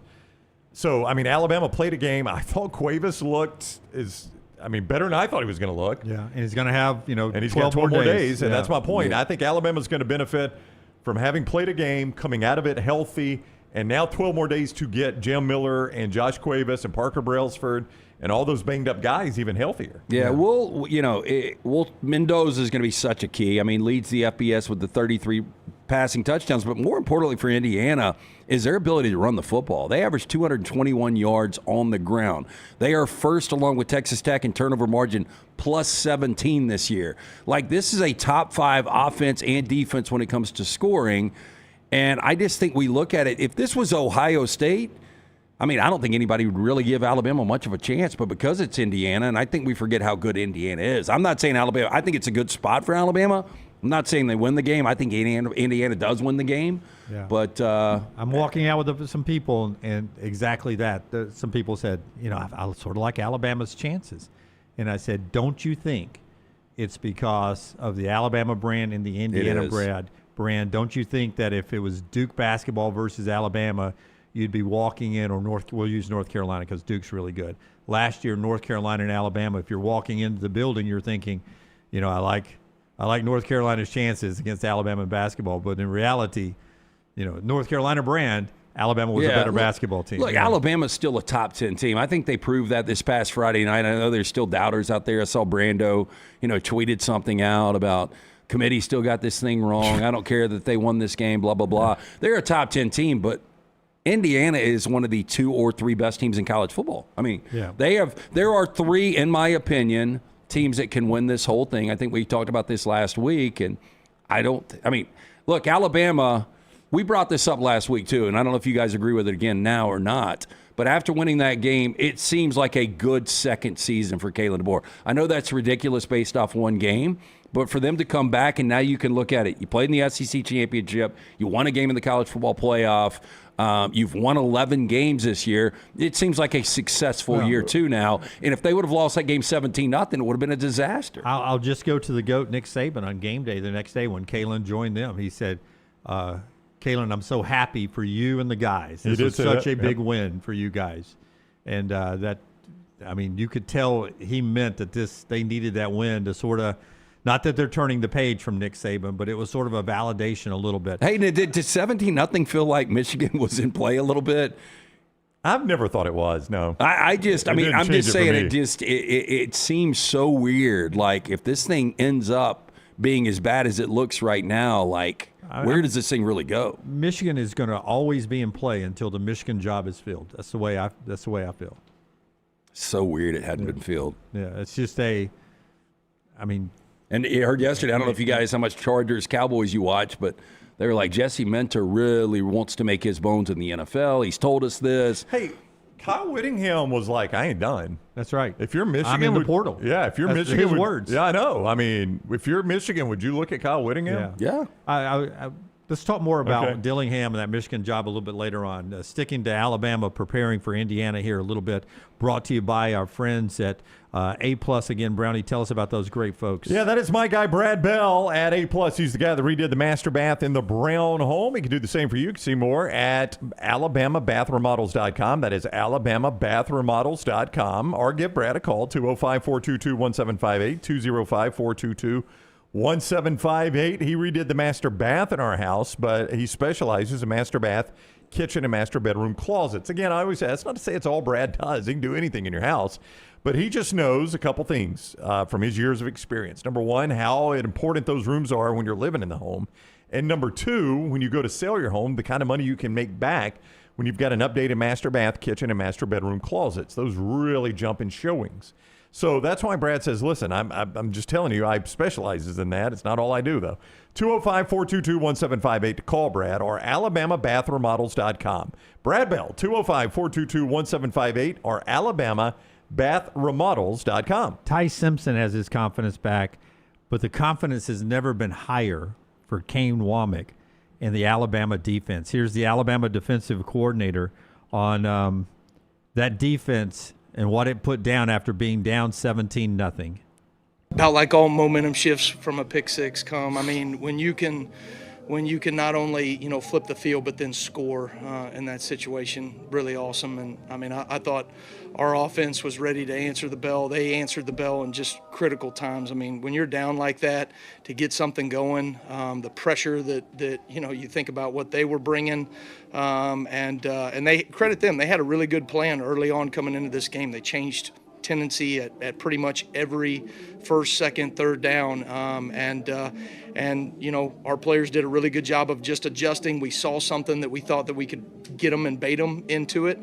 We had showed a little bit of zero pressure, and then all of a sudden we baited to a drop 8 cover 2, and Zabian made a hell of a play. Yeah. Hey.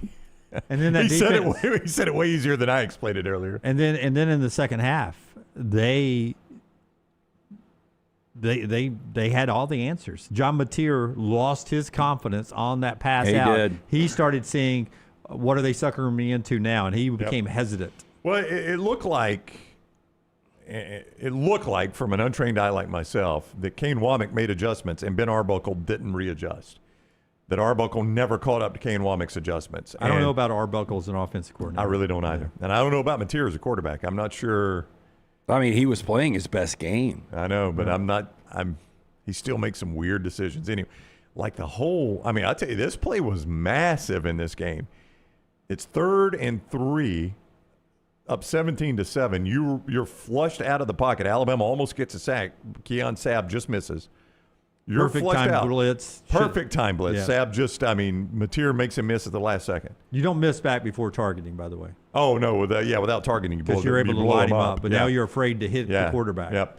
So Mateer makes him miss. Mateer flushes left, and he can easily run for the first, but he sees Big 84 break open a little bit, and instead of stopping and setting his feet, he kind of tries to throw an off-platform throw. Now, it still hits the receiver in the hands. Still really surprised he didn't run the football. I am too. Yeah. Get the first down. I get you want to make a big play, move the chains. You got Alabama still on their heels, up 17-7. He's not just moving the chains. It's going to be a 25-yard run. Maybe.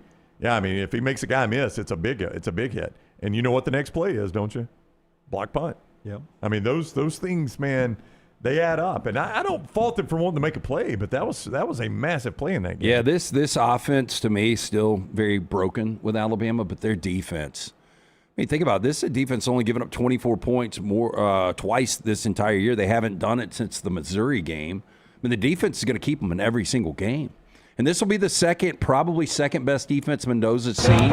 Ohio State the best, where they did struggle offensively. And I would say, based after watching Oregon's defense in the second half against JMU's, Alabama, at least right now, looks a little bit better. And Alabama's creating turnovers pretty well defensively now. They didn't against Georgia. That was a bad game all around.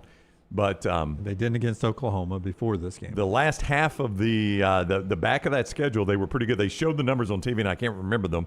When Alabama creates a turnover and when they don't, their record. And I think it's still undefeated when they create a turnover, if I'm not mistaken. Yeah. I don't think they did in the Oklahoma loss. Then it was Eastern Illinois. Yep. Auburn.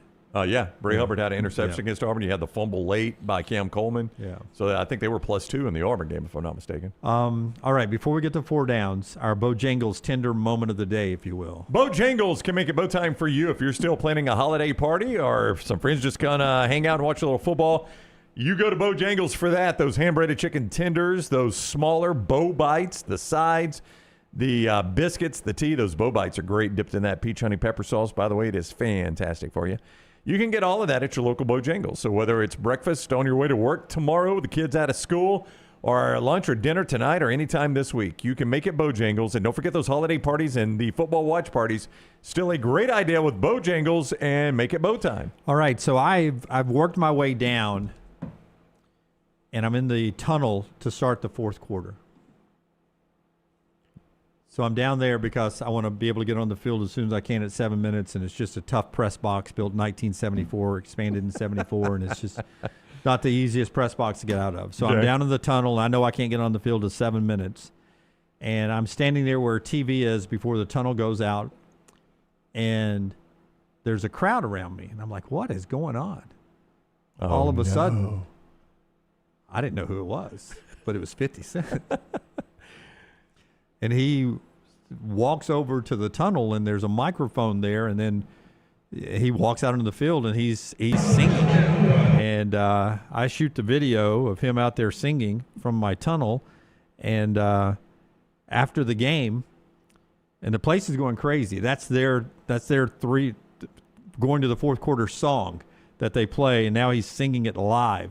Afterwards, Deontay Lawson, Ty Simpson, and Kalen DeBoer react to 50 Cent. You should know that Alabama listens to that song, Many Men, I believe it is, every Friday. It's a team song on Fridays, and Alabama was dancing to that song at that moment in the game on the sidelines. Here's Deontay Lawson. Did you expect 50 Cent to show up, and what was that moment like for y'all on the sideline? No, we didn't expect 50 Cent to show up, but crazy thing about that is we always listen to Many Man on Friday, so we definitely got some juice right there for sure. You want to follow up? I'm going to be honest. I didn't know that was 50 Cent until later, but I did know that song, so.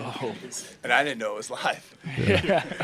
Kalen DeBoer there, and the way the camera is in this, they don't stay on the 3-shot in that situation. Money in college football now, bringing him out to sing a that stuff hype almost song. always backfires on you, though. Yeah, but Kalen DeBoer is like, he thought it was a videotape. He thought it was just, they were playing a hype video with, and that's the way it was set up. I don't know if that look that they had designed in the tunnel there is the way they do their video going to the fourth quarter every time, and then him walking out of it almost AI-like onto the field.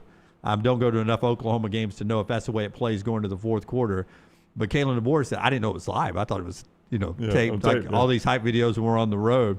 And I thought it was a really interesting moment. Herbstreit and Fowler were like, I know they did this for Oklahoma players, but the Alabama players look more fired up about it. Like, I mean, they were talking about on the broadcast, I think it helped Alabama as much as it helped Oklahoma, if not more. Well, I didn't have a shot of the Alabama bench, but they were dancing around. Yeah. And there are videos everywhere of Ty Simpson bouncing around and everybody bouncing around going to the fourth quarter with that song. That's somebody at Oklahoma not doing their research to find out if Alabama had any hype around that center of prostate health in Alabama. 16 great locations, and they've been doing it for over 70 years. The phone number, 205-930-0920. 930-0920. Urology Centers, Alabama.com. Great urologist. Those 16 locations help you. Prostate health, the kidney stones, vasectomy, whatever you need in 2026, they've got you covered. Our friends at Urology Centers of Alabama, 4 downs. First down. Timing perfect here. Most interesting celebrity situation this past weekend at the first round of the college football playoffs. 50 Cent actually showing up in Norman, or Johnny Manziel not showing up on game day set as the guest picker for A&M and Miami. So Manziel was at the Joshua Paul fight, right? Yeah, he was. Did you guys watch the fight? So I'd forgotten it was on. Bama ended. I watched some of the post game of Bama. I'm like, ooh, that fight's on. And I get it to Netflix just in time for them to stop it. I had a big parlay with the fight not going the distance. It was a big number, -180, but I wasn't going to lay the 1,200 with Joshua.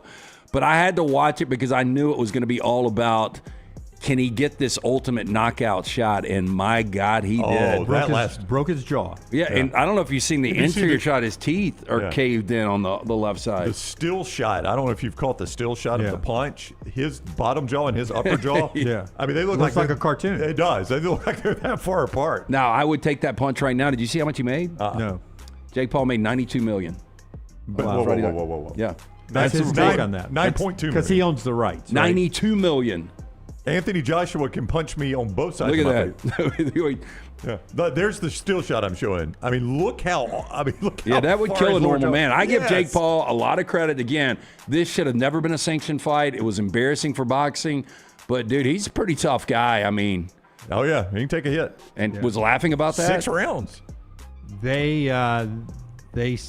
There were people writing that he should stop the stunt now, that should be it. Yeah, it said, Jake Paul made $92 million on his fight with Anthony Joshua. Yeah. So you talk about, Anthony Joshua had said, I can kill him. Like, you sign up for this when you get in. If they let that go 12 rounds, I think he might have. Oh, my God. Well, I mean, that's close to killing him right there. Yeah. If he hits him in the temple and not the jaw. 6'6", 245. That was the 6th round right there. Let that go 12 rounds. Like if he ducks into that punch and it hits him in the temple, it may kill him. I mean, it's crazy. The worst, I can't remember. Manziel, that was a bad look, and I guess. But that's on brand for him, right? It's Yes. almost playing into his brand. Now, they say he was actually ill. He was at the fight, that he had a norovirus. He was actually on his way to the airport and could not stop throwing up. Ooh. And that can be mistaken for over. Medical professionals told him to not go. And that's his team saying. I did fight. He issued an apology real quick, and this is interesting because he mentions 3 people by name and doesn't mention 2 people specifically. Okay, well, he mentioned McAfee, Herbstreit. Is that right? No, who did he mention? To ESPN, Pat, Coach Desmond. Okay. And then the entire crew on game day. I apologize, it was out of my control. So and then he lives goes off into this Herbie and whole thing. Reese. Yeah. And I just wonder if they've said something or there's something behind the scenes. I guess Alex Caruso was just hanging out at the game, and they're like, "Hey, you want to make some picks?" Already there. Yeah. I mean, good for whoever ESPN is to scramble and get a name. I know. There. I mean, that's at least an NBA player. Well, and to know Caruso with a hat on, with the headband. I don't know that the A&M fans knew, like, when they did the picks for the whole stadium to hear. I know you were landing at the time, but the entire stadium could hear the picks. It's on the video board, and all 100,000 could hear them. I don't know that the crowd knew who Alex Caruso was. Yeah. Like, because Reese didn't make any special introduction, for the crowd. He just kept going with the show. Yeah. I don't know that the crowd even knew who was making the other picks. Yeah, I love that kick in the middle of the field as well. Oh, it was terrific. But I will go Manziel missing game day was the more iconic thing. It was so on brand, I think. Second down. More surprising, A&M shut out for the first 52 minutes at home, or Alabama coming back from 17 down on the road. I'm not surprised by A&M's offense. I am more surprised that Alabama, after what happened at the SEC championship game and then being down 17-0 with, your wide receiver coach taking the Washington State job. Nick Sheridan's going to be the OC at Michigan State. The buzz about DeBoer, whether it's true or not true, with Michigan out there, for that team to get off the mat in that atmosphere, that shocked me. Not just surprised me, it shocked me. Well, I mean, again, their last 7 quarters going into the second quarter, they had gotten 387 total yards. They're down 17-0, and watching that first quarter, you're like, I don't think this offense could score 17. Yeah. No way. I mean, the defense might get a pick 6 or something, but even then, the offense got to find a way to score 10. Cole Adams might take one to the house from 80. I mean, again, none of that added up. So that was probably the most surprising to me, the way Alabama just flipped the switch. The Alabama fan in me had already given up. Oh, I don't think you're alone in that one. I think the vast majority of Alabama fans have given up. I'd given up, and I'd started to I was starting to think about, God, I really don't want to. I knew I was getting paid to go do interviews to send them to Brooks, but the last thing I wanted to do was to go do losing interviews in that situation. It was not wanting to do any of that. And then they scored 1 touchdown, and then they got the block and the field goal, and there was a little spark of hope, but I still thought this isn't going to happen. And then that pick 6, I was like, are you kidding me? How about the Lottie Brooks catch that gave him the lead? I mean, he put that DB in a blender, didn't he? That's right. That kid. That guy was lost. Because, if he shows it's coming back the other way, the guy's in great position to intercept the ball. But Lottie stays there until the very second, and then that DB was lost. Yeah. And if you watch, there's a video floating around from the end zone when he stems the route, and the DB, I mean, he's lost from that point on. Yeah. Like when Brooks, angles it back to the corner, that DB never knows what's going on. I'm almost convinced that it's going to be Brooks and Horton down the stretch if Alabama's going to do anything. Why your top 3, your starting receivers are Bernard, Brooks, and Horton right now, right? Yeah, there's no doubt. Why would you start Ryan Williams? Yeah, we haven't talked about the Bernard catch yet. That was a big moment of the game, too. It was, that was absolutely but money. He's not 100%. He's not, but he still needs to be out there in front of number 2. You give me that, right? For leadership and everything, 100%. I mean, number 2 is doing nothing right now. So and I know your feet's about to get cut out from under you on that. That's all the more reason you should catch it. But you got to catch that ball. And it's just, I don't know what he's doing. Yeah. Like, it's not. Yeah. I mean, I've never played wide receiver, but why are you trying to catch that ball like this? This is one of the biggest drop-offs I can imagine. Because, last year everybody was saying even if the guy came out this year as a 17-year-old, he would be a first-round pick. Yeah. This just occurred to me watching the game. I'm like, not only is he not Alabama's best player, he's not even Alabama's best player wearing number 2. Yeah. I mean, that's what's amazing. Xavier Brown is so much of a better player than him. If he ends up in the portal at some point, because he makes a lot of money. I'd be shocked if he doesn't end up in the portal. Let him go. I would. I wouldn't be shocked. I would be shocked if he doesn't take a pay cut. You know what I mean? Oh, yeah, but I'll be shocked if he's not in the portal. I'd be shocked if he's not in the portal, too. But I will say, if he's in the portal, there will be some people that will play that up as a big loss for Alabama. They're not watching if they do. And he may go on to LSU or somewhere else and set the world on fire. Yeah, he's got that kind of potential. He's got that kind of potential. So maybe it'd be good for both to get a reset for Ryan Williams. But at this point, he is not one of the 3 best receivers. And if you count Cuevas, he's not one of the 4 best receivers. Nope. And if you count Jam Miller, he's not the 5th best receiver as far as production. Again, I don't know what he's doing as far as clear space out for people. It doesn't feel like as much as he was. All that said, man, if you can unlock him. You could. In that Indiana game, just that first play. You just need one big play from him. Yeah, that's the way he goes, though. If you just test that speed, man, on the corners real quick against Indiana on that very first play, and he beats them for 75. Got to catch it, though. Is it going to the Georgia game? Right at the start of that game, he's got him beat, and he drops. But how inconsistent the guy is. If he looks like Jerry Rice against Indiana, nobody's surprised. Nobody's surprised. That's how good the talent is. I know. I mean, that's just the way he plays the game. It's what is so infuriating and frustrating about him. That's how he plays the game. But I mean, if I'm an Alabama fan right now and you're like one of these hits the portal, Lottie Brooks or Ryan Williams, I'm like, please be Ryan Williams. Oh yeah. Lazier Brooks' upside is tremendous. But I keep thinking there's a comeback story for Ryan Williams somewhere. I'm going to need to see it because he has so much talent. He does. Yep. Third down. More disappointing season, the Baltimore Ravens or the Texas Longhorns? I just don't know how. The Ravens have blown 5 double-digit leads this year. It's got to be the Ravens. Up 11. We had them last night, minus the 3. That one hurt. That one did hurt. The Steelers It didn't hurt as bad as Green Bay, plus 1.5. Ouch. Had them on Saturday. Yeah, Steelers are going to win that division, right?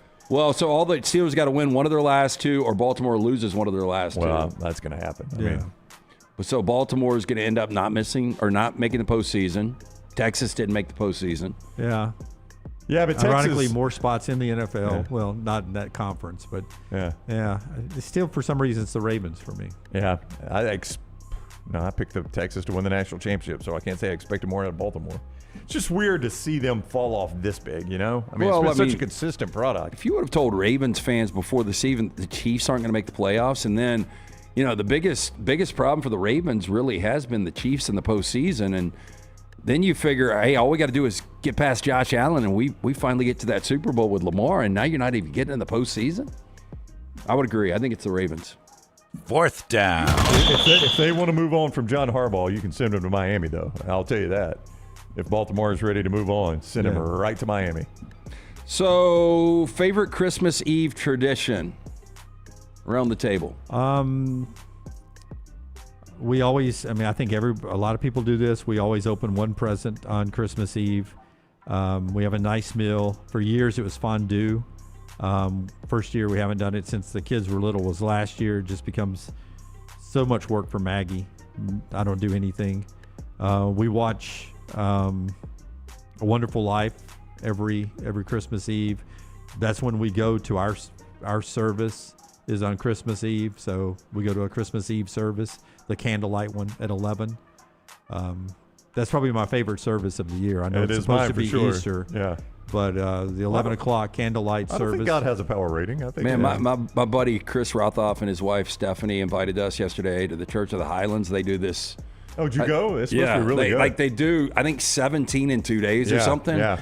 I mean, it was like Grammy-like production. I was like, you have got to be in the props and stuff that they'll never use again. I mean, it was well done, but I just couldn't believe it. It was like 1 hour of like this ultimate Christmas, basically, concert. Yeah. But it was well done. Mine's the same thing. We do the candlelight service. We'll go to the 3 o'clock this year. Anybody can join us. If you don't have anybody to go with, just hit me up on social media. You can sit with my family. The thing I like, the coolest part about it, this is a small thing, there's no nursery or anything. Like, everybody that's there goes. Nobody has to work. And you hear all the kids are just making noise the whole service, but it makes it like a more family. So, you know what I'm saying? Yep. In a weird way, it just kind of makes it more family-like, because all you hear is, kids aren't used to being in church. They're down in the nursery. But not in this situation, and it's just a cool service, man. I really like it. So we normally do Bad Santa on Christmas Eve.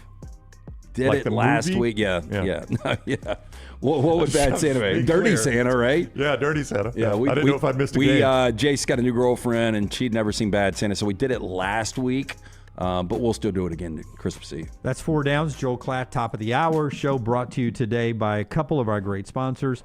One of them is our friends at CPAP Plus. It's Sleep Home Alabama. Yeah, still got another week plus on that great promotion going on from our friends Woody and Joe O'Neill at Sleep Home Alabama, CPAP Plus, O'Neill Medical. It's a great promotion right now. You stop by one of those Birmingham locations of CPAP Plus. Walk in, show them your sleep app score. That's all you got to do. If you're on a sleep app machine or CPAP machine, all you got to do is stop by one of their stores. Pelham, Trustful, Inverness on Highway 280. No appointment needed. The Show Your ResMed My Air Sleep Score automatically entered to win a brand new ResMed Air Mini travel CPAP worth $900. The Show Your Score raffle runs through December 31st, so you've got another 9 days. Get all the details, o'neillmed.com. That is ONEAL med.com. Hey, make sure you're paying what you think you are paying on your power bill with Alabama Power. They want you to do that. Is it higher than expected? Crazy weather might be the answer, so you can check out the free My Power Usage tool. What that tool does is help you track how much energy you're using and when you're using it, a great way to spot patterns and avoid surprises. Plus, Alabama Power offers easy tips to help you save. You can visit all of that at alabamapower.com/mypowerusage to learn how to manage your usage and keep cost in check. Follow Brownie on Twitter and Instagram at Ryan Brown Live. Oh, watch out, lady. What are you doing? Oh, boy. Come on, man. Shout it. Somebody just destroyed my whip. Say, little man, you need to call Alexander Sonara, man. What the hell? Yeah, Alexander Sonara trial attorney. I heard they get you paid quick, fast, and in a hurry. With 500 attorneys. And staff holding it down for clients they've represented in 50 states. 659-777-7777. Or Sonara.com. Alexander Sonara trial attorney suing the insurance company, not the individual. Call me, Alabama. Legal services provided are better than any other provider. This hour of The Next Round is presented by the Birmingham Racecourse Casino, now featuring 7 days of giveaways with your chance to win a share of up to $125,000. The more you visit the Birmingham Racecourse Casino, the more chances you have to win. Hey, there's nothing worse than waking up to a plumbing problem. Don't get caught in a flooded house. Call the guys at Hemp Hill Services. Adam, Chad, and the team at Hemp Hill are the only ones I trust to fix it and fix it right the first time. Hemp Hill Services does it right and always at a fair price. For all of your plumbing, cooling, and heating needs, trust the name that Birmingham has trusted since 1954. That is Hemp Hill Services. Call now, 205-229-2090. That's 205-229-2090. Get all your favorite Next Round gear all in one place. NextRound.store. From our Next Round hats to the logo tees to the all-time best-selling Y'all Can Have the Rest shirt. You can look your best by shopping with us at NextRound.store. Take the Next Round anywhere with NextRound.store. At Central State Bank, we are large enough to serve you and small enough to know you. Manage your money with ease, whether it's mobile banking, hassle-free checking, competitive loans, business solutions, or personalized financial advice. We're your hometown bank with big-time service. Visit us today and experience banking made simple, because at Central State Bank, you come first. Member FDIC. Twin Peaks is the best in the game. Here, you're in the red zone for every college rivalry and divisional matchup all season long. I mean, where else are the scenic views as good as your view of the game? Only at Twin Peaks, the #1 sports bar.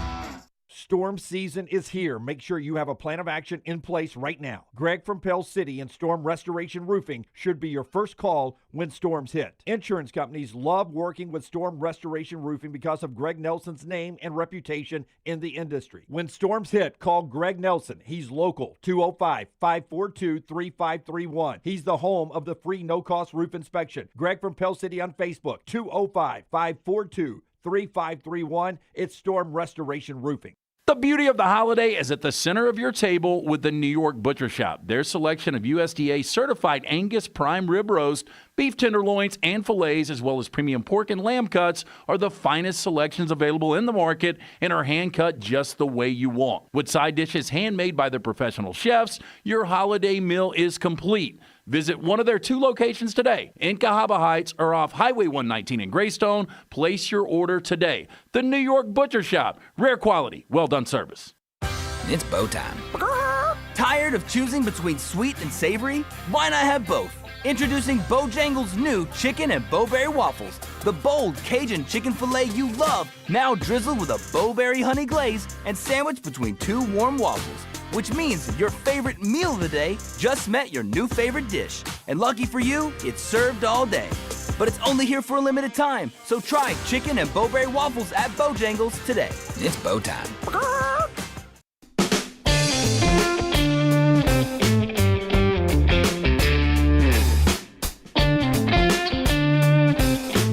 Hey, before we get back to Alabama's big win over Oklahoma and the viewing menu, a couple of basketball notes. Alabama beat Kennesaw State yesterday, 92-81. Nate Oates' 250th career win, 154 of those at Alabama now. Aiden Sherrill's best game, 21 points, 8 of 10 shooting, 7 rebounds, led by as many as 30. They made it closer at the end, Yale on Monday, December 29th, next for them. Purdue on Saturday beat Auburn pretty handily, but Purdue has done that to the SEC since 2019. Purdue has won 10 straight against the SEC since 2019. I saw that. You know, the That's weird amazing. thing is... And not against the bad teams. Yeah, it's a top-level teams. Couple against Auburn, 3 times against Alabama, 3 times against Tennessee. Yeah, and they were dominant. You know, Auburn's obviously was off shooting. Purdue shoots 56%. They dominate the boards. But I still can't understand how Purdue lost by 23. And Iowa State's really good. Right. But that Purdue team should never go out, score 58 points, and lose by 23 to anyone. Braden Smith had 14 assists. Tahad Pettiford left early with an ankle. No word on his ankle injury, the severity of that. We'll get more details from Stephen Pearl on that this week as we approach SEC play. Michelson brings us the viewing menu, brought to you by Michelson Laser Vision before we get back to the Bama win. Hey, it'll be the new year before you know it. How about this for a New Year's resolution? Stop wearing the contacts or glasses. You're wasting money each and every year on this. Speaking from experience, I did it for like a decade. Finally got the procedure done, 2003. Still got 2015 vision, better than 2020. 205-969-8100. Ask for Amy. Tell her the next round sent you. They're going to hook you up with a hassle-free consultation. You have zero to lose to find out if LASIK is right for you. For more information, michelsonlaservision.com. And our viewing menu today, Tyler, what are you watching, man? And, of course, LT and all of us, what we're tuning in tonight, of course, is Monday Night Football. And then that's Niners and Colts. Is Phillip Rivers again at age 44. And that should be fun to watch. What else are you watching, Tyler? We've got another AMC Scream Unseen event tonight. So tonight at 7, you can watch an unreleased horror movie, and tonight's movie will either be Primate, which centers around a tropical vacation going awry when a family's adopted chimpanzee named Ben goes on a violent rampage due to being bitten by a rabid animal. You know, we were in The Shining, the 45th anniversary last Sunday, and you were in the same screening that we were in, and my daughter she was like, I know what we're doing January 9th because that looks so ridiculous. Yes. But we might go see it. Are you going to see it? Oh, yeah. Because it looks so, I mean, this is an edible movie for me, though. I'll get her to drive. It is a January horror movie. They typically dump the worst quality horror movies off in January just to have something in that release date, and those are some of the most fun horror movies you can go see. But the other option for tonight, if it's not going to be Primate, is a movie called We Bury the Dead. After a catastrophic military disaster, the dead don't just rise, they hunt. Ava searches for her missing husband, but what she finds is far more terrifying, and it stars Daisy Ridley. I don't know anything else about the movie. I don't know who Daisy Ridley is. Stars Daisy Ridley. Sounds good. She was Rey in the Star Wars newer movies. Still doesn't do anything for me, but okay. Alrighty. And then there's not any other new releases tonight, so I decided to pick a couple theatrical releases that'll be coming out later this week when we're not doing the show because we'll be off for Christmas. You got a new film by Park Chan-wook, the director of Old Boy, called No Other Choice. After being unemployed for several years, a man devises a unique plan to secure a new job. Eliminate his competition. So he's just going to make sure he's the only person that can apply for the job. Everybody else is dead. Yeah, that's it. You're going to get it that way probably. And then finally on viewing menu today, we've got the Anaconda reboot starring Jack Black and Paul Rudd. It looks like a lot of fun. It's two best friends setting out to remake the Anaconda movie starring Ice Cube, but they don't even have the budget of that movie, and they're only able to get approved for like a $10,000 loan or something. When I heard the original premise, I was like, I don't know how this is going to work. And I saw the trailer, I was like, oh, this is going to work. Like, it's gonna so work that's going to be really well. another Eddie movie for me. So has anybody seen the new Knives Out? Because I like the first two. I do want to see it. I haven't, though. Yeah, I was going to watch it last night, but didn't pull the trigger. And that's all I've got. That's what Tyler is watching, brought to you by Michelson. The show's also brought to you by the great folks at Crane U, LT. Crane U wants to remind you, hey, look, maybe you're in you're looking for a new profession out there. Our friends at Crane U, they can help you out. Get the crane training you need today. If you're looking for that new career and need further training to advance your current one, our friends at Crane U offer the comprehensive, state-of-the-art, fully stocked training facilities for mobile cranes, overhead lifts, or forklift training. If you want to use your own equipment, that's great. The team at Crane U will actually come to you on-site, on-location training, offer nationwide, make your job easier, your job site safer. Crane U also offers certification, safety inspections to ensure the safest environment possible. Classes available monthly. So call or visit our friends at Crane U. Call 855-CRANE-U. When you talk to Nicole or Francis or any of the fine folks there, make sure you mention the next round, 10% off. You can also visit them online at craneu.com. Listen, I know his confidence was broken and I know he's very, very confident in post-game after wins, and Ty Simpson. But his confidence was down a little bit. Kalen DeBoer, though, after the win, the comeback on his quarterback. I saw a guy committed to just bringing energy, and your quarterback's so important. And obviously with Ty and our success revolving around what he can do, he committed to it last night, and said it to the whole team that I'm just going to give you everything I got from an energy standpoint. And I think that just led to him going out there and making some plays. Him pulling on the ball on some times when you could just hand it off, a little bit of the RPO stuff. Him doing that in some critical moments. It was really great to see him do that, and then our guys go make some plays for him was the second part of it. Something that when we're struggling, just someone not stepping up. I felt like they did that in the first quarter. They made some diving catches and along the sideline, and we were just, coming up short. But guys started making plays for him. He started having confidence in them, and they found a way to move the ball. And truthfully, I have not watched the TV replay yet. Did they?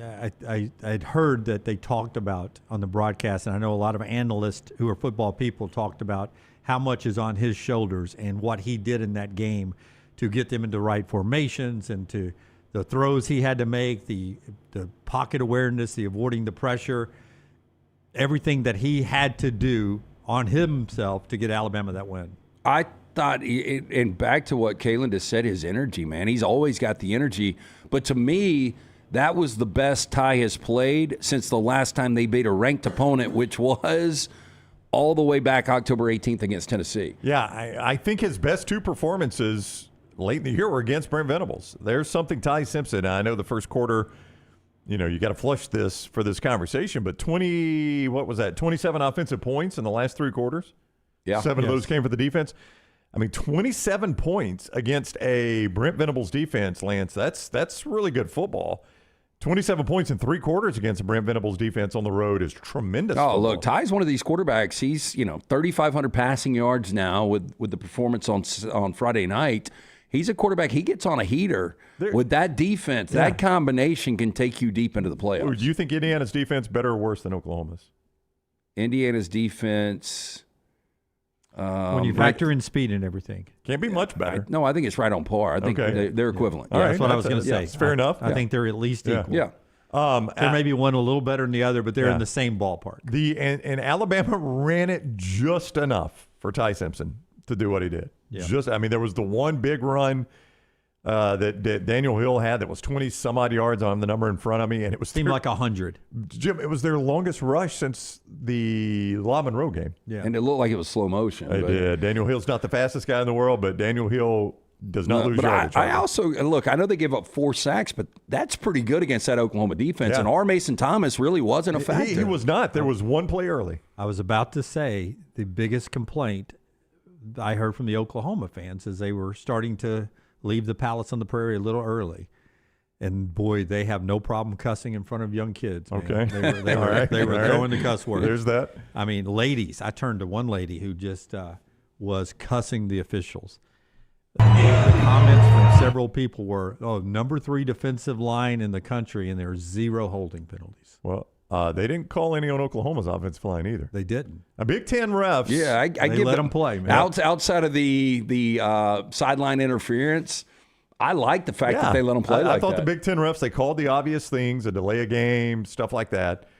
The sideline interference was a weird call, but outside of that, they let them play. The DBs.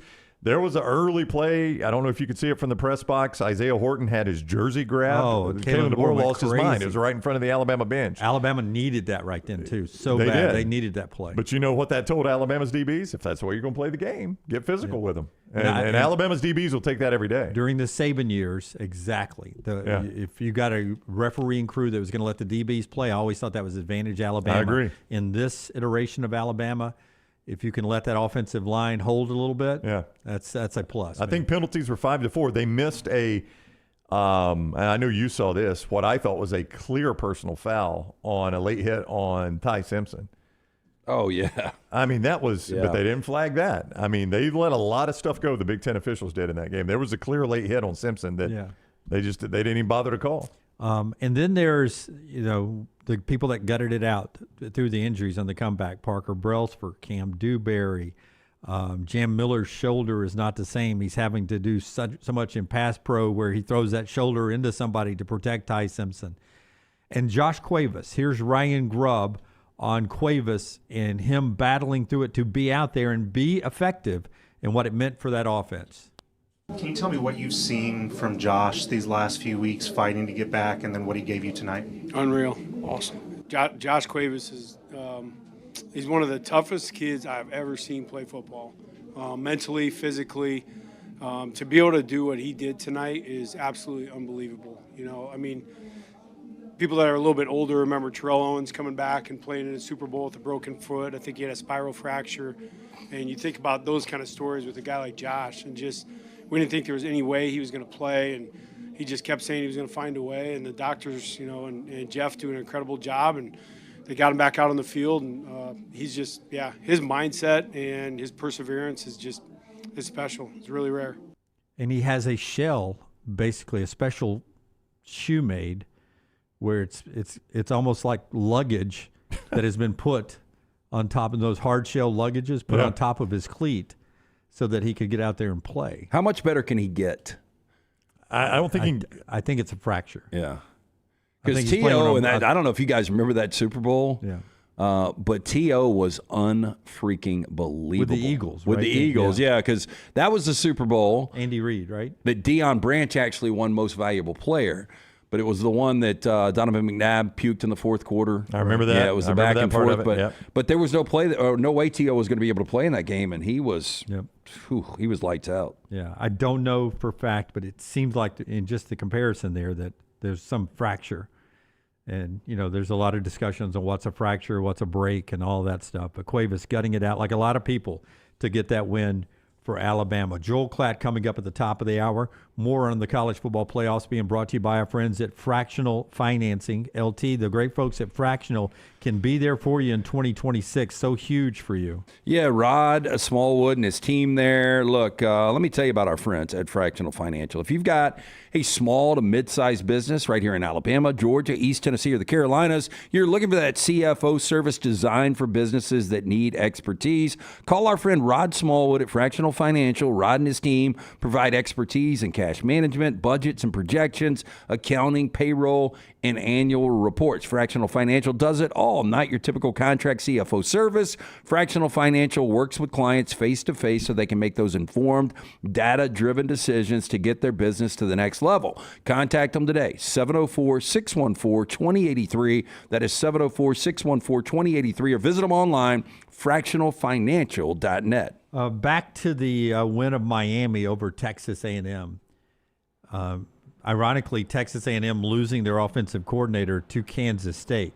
Mike Elko gets asked about the offensive struggles at home in a playoff situation where Texas A&M just can't have good things because in the biggest moments they keep letting their fan base down. Here's Elko. When you think back to the offensive struggles, what do you think made it hardest on you guys to get points on the board? Yeah, we lost the game of the line of scrimmage, and I think it got worse in the second half. I think, we just couldn't keep them off of us. We couldn't get the run game established. We became one-dimensional. Once we became one-dimensional, they were able to tee off. I think they finished with 7 sacks. We didn't win the line of scrimmage, and you can't play playoff football and not win the line of scrimmage. And then obviously they're able to get the run game going, and we wound up losing the line of scrimmage on both sides of the ball, and you're just not going to win if that's the case. 7 sacks to a guy with the legs of Marcel Reed. That was amazing. But boy, man, that Miami team, that was one thing you were asking about speed when it comes to Oklahoma and Indiana. That whole game, A&M's got a ton of speed, but Miami was right there with them.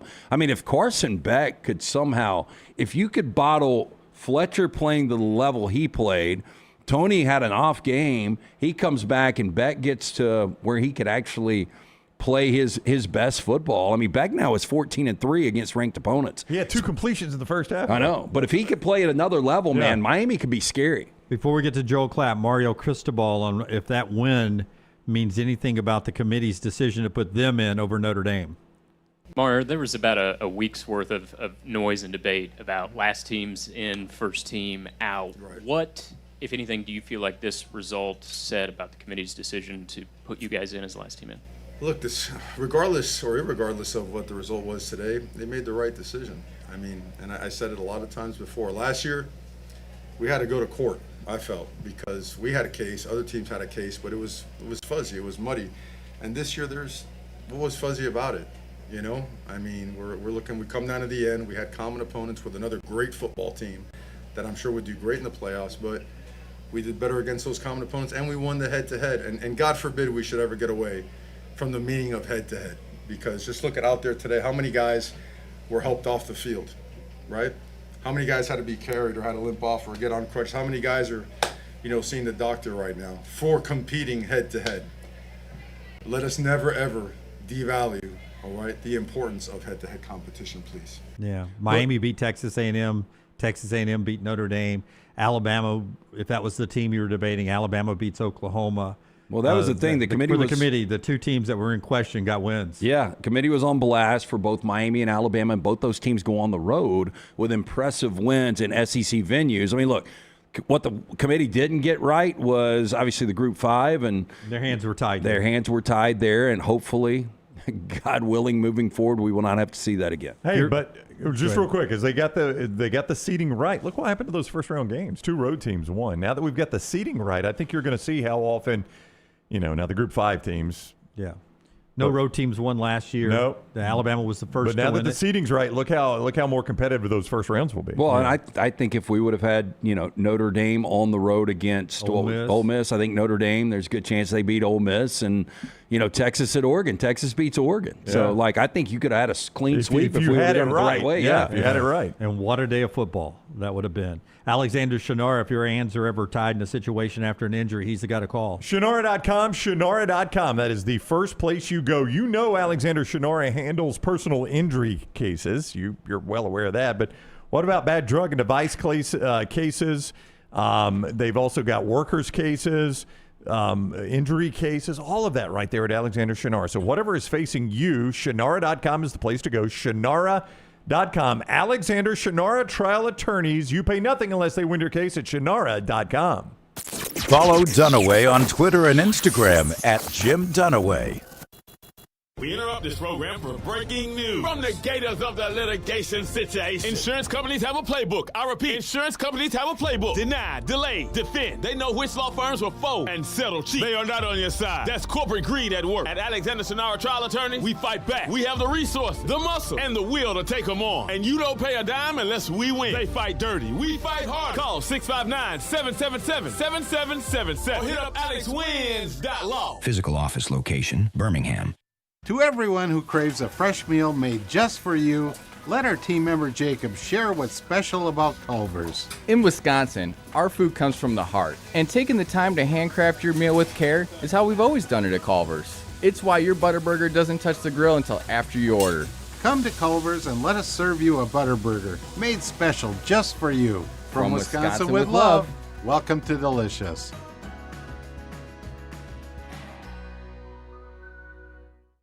Sterling and the fine folks at Champy's Chicken on Highway 119 in Alabaster want to welcome you in for a great lunch or dinner starting at 11 a.m. every day. Chicken that's brined overnight and cooked to order, and the taste of the Delta with those Delta recipe tamales. Champy's is perfect for all your tailgating needs this football season. You can also choose Champy's for your next party, wedding, or birthday. Great food, great people. Champy's Chicken on Highway 119 in Alabaster, and everything online at champyschicken.com. The beauty of the holiday is at the center of your table with the New York Butcher Shop. Their selection of USDA certified Angus prime rib roast, beef tenderloins, and fillets, as well as premium pork and lamb cuts, are the finest selections available in the market and are hand-cut just the way you want. With side dishes handmade by their professional chefs, your holiday meal is complete. Visit one of their 2 locations today in Cahaba Heights or off Highway 119 in Greystone. Place your order today. The New York Butcher Shop. Rare quality, well done service.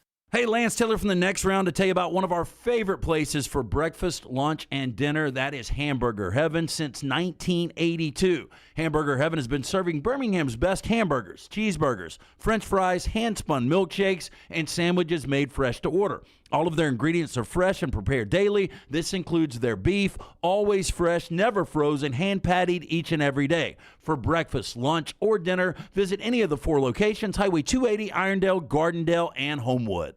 Storm season is here. Make sure you have a plan of action in place right now. Greg from Pell City and Storm Restoration Roofing should be your first call when storms hit. Insurance companies love working with Storm Restoration Roofing because of Greg Nelson's name and reputation in the industry. When storms hit, call Greg Nelson. He's local, 205-542-3531. He's the home of the free no-cost roof inspection. Greg from Pell City on Facebook, 205-542-3531. It's Storm Restoration Roofing. Hey, there's nothing worse than waking up to a plumbing problem. Don't get caught in a flooded house. Call the guys at Hemp Hill Services. Adam, Chad, and the team at Hemp Hill are the only ones I trust to fix it and fix it right the first time. Hemp Hill Services does it right and always at a fair price. For all of your plumbing, cooling, and heating needs, trust the name that Birmingham has trusted since 1954. That is Hemp Hill Services. Call now, 205-229-2090. That's 205-229-2090. It's bow time. Tired of choosing between sweet and savory? Why not have both? Introducing Bojangles' new chicken and bowberry waffles. The bold Cajun chicken filet you love, now drizzled with a bowberry honey glaze and sandwiched between 2 warm waffles. Which means your favorite meal of the day just met your new favorite dish. And lucky for you, it's served all day. But it's only here for a limited time, so try chicken and bowberry waffles at Bojangles today. It's bow time. Jim Dunaway, Lance Taylor, Ryan Brown. Live from the Birmingham Racecourse Casino Studios, the next round, presented by Bud Light, is on now. All right, Joel Klatt joins us in just a second to talk about week 1 of the college football playoffs. We're from 12 down to 8. This hour of the show always brought to you by our friends at Champy's World Famous Fried Chicken.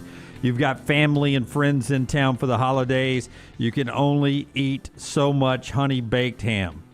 So when you want a good Southern meal, go to Champy's on Highway 119 in Alabaster. Destination lunch and dinner location, perfect to take home to watch the games or to grab after church one Sunday. Anytime tailgating, office meetings, they've got it for you. The chicken's brined overnight, deep fried, cooked to order, juicy to the bone, Mississippi Delta recipe tamales, and so much more. It's our friends at Champy's Chicken, Highway 119 in Alabaster, and also our friends at Woodhouse Day Spa LT. It is that time of year. Yeah, hey, the gift of relaxation. You can get it right now from our friends at the Woodhouse Day Spa. You still got time. You're sitting there procrastinating. You haven't bought the wife, the girlfriend, mom, sister, somebody a gift yet. You can get the gift of relaxation from Birmingham's best day spa, the Woodhouse Day Spa, conveniently located. Summit Shopping Center, beautiful location up there. You can choose from a menu of over 70 options. Order the gift cards online right now, 24/7. They'll ship it right to you, birmingham.woodhousespas.com, or just stop in to the Summit Shopping Centers. Go see Stuart and the great staff. Tell them the next round sent you. 2 breaking news stories in college football as we go to Joel Klatt. First, new quarterback in the transfer portal, Byron Brown from South Florida. Oh, I wonder where he'll go. Expected to end up at Auburn. Yeah, it seems pretty obvious. And another one, Ross Dellinger, ESPN, reporting that Notre Dame and USC failed to reach an agreement to extend their rivalry. They now will work towards extending the series starting in 2030. Wow. 2030 will be the next date. As Klatt joins us, we're about to go 27, 28, 29 with no Notre Dame USC game. Yep. That's sad, but if I'm Lincoln Riley, I don't schedule it. Yeah, Klatt joins us now. College football on Fox. Just your reaction, Klatt. I mean, that's the national rivalry in college football. Murmur. I'm with Lance. Why would USC do that? If the committee is going to continue to just put the top records in and not look at strength of schedule, I think we've done this to ourselves in college football. The committee has done this to themselves. Texas shouldn't have played Ohio State at 10-2. They're in. 9-3. They're out. And Notre Dame, almost same thing. If they don't schedule Texas A&M, they're probably 11-1 and in. And the point of this whole thing, guys, is to win a championship. And until we fix the way that we operate and the structure of the postseason, and in particular how we include teams in the postseason, then this will continue. This is just the tip of the iceberg, and candidly, it's not even the tip. It's been happening. I mean, Tennessee and Nebraska it went by the wayside. There's been a lot of games that have been scheduled years in advance that now are coming up, and people are like, well, why would I do that? That's not going to help me to my end goal. I do want to commend those that keep them on the schedule. Ohio State and Texas. Bama has kept their big games on the schedule in the non-conference. Now, we'll see if that happens with all these teams, as now everybody goes to 9 conference games. But I mean, that sucks. I hate that Notre Dame and USC aren't going to play.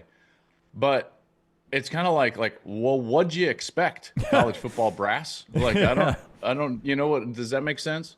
So here we go. We got going. I'll steer away from saying going. It's idiotic or a joke or anything like that, because we know that on this show, when I get going, it tends to get a little out of control. I've heard. We love you with no guardrails. Hey, so let's go back to Friday night. I'm sure you do. I'm sure you do. Friday night in Norman, Alabama is outgained 118-12 in the first quarter. They're down 17-0. We have seen how broken the offense looked going back to November against Auburn, against Georgia. With your well-trained eye, how in the hell did Alabama come back from 17 down on the road in Norman and not only win the game, but actually dominated the back half of that game? They had a quarterback that not only played like a man, but he led like a man. Wow. I cannot overstate how impressed I was with Ty Simpson on Friday night. Not just because of his play. Listen, quarterbacks play well, all the time. Now, granted, some guys don't play well. But during what you were talking about, during the first quarter, I was just struck, and this might be a constant, because I watch the game film, guys. You guys know that. I don't get all the, between the play flavor and color. So I haven't watched a lot of television copy of Alabama. I've watched a ton of the game film. Well, what I don't get on the game film is the cutaways to Ty Simpson on the sideline. And so maybe this is just the way he's been all year, but watching that game, they're getting beat like a drum. They just had no success against Georgia. And he's over there like Tom Brady. He's like, "All right, boys, come on. We'll be all right. Let's go." Talking to every group.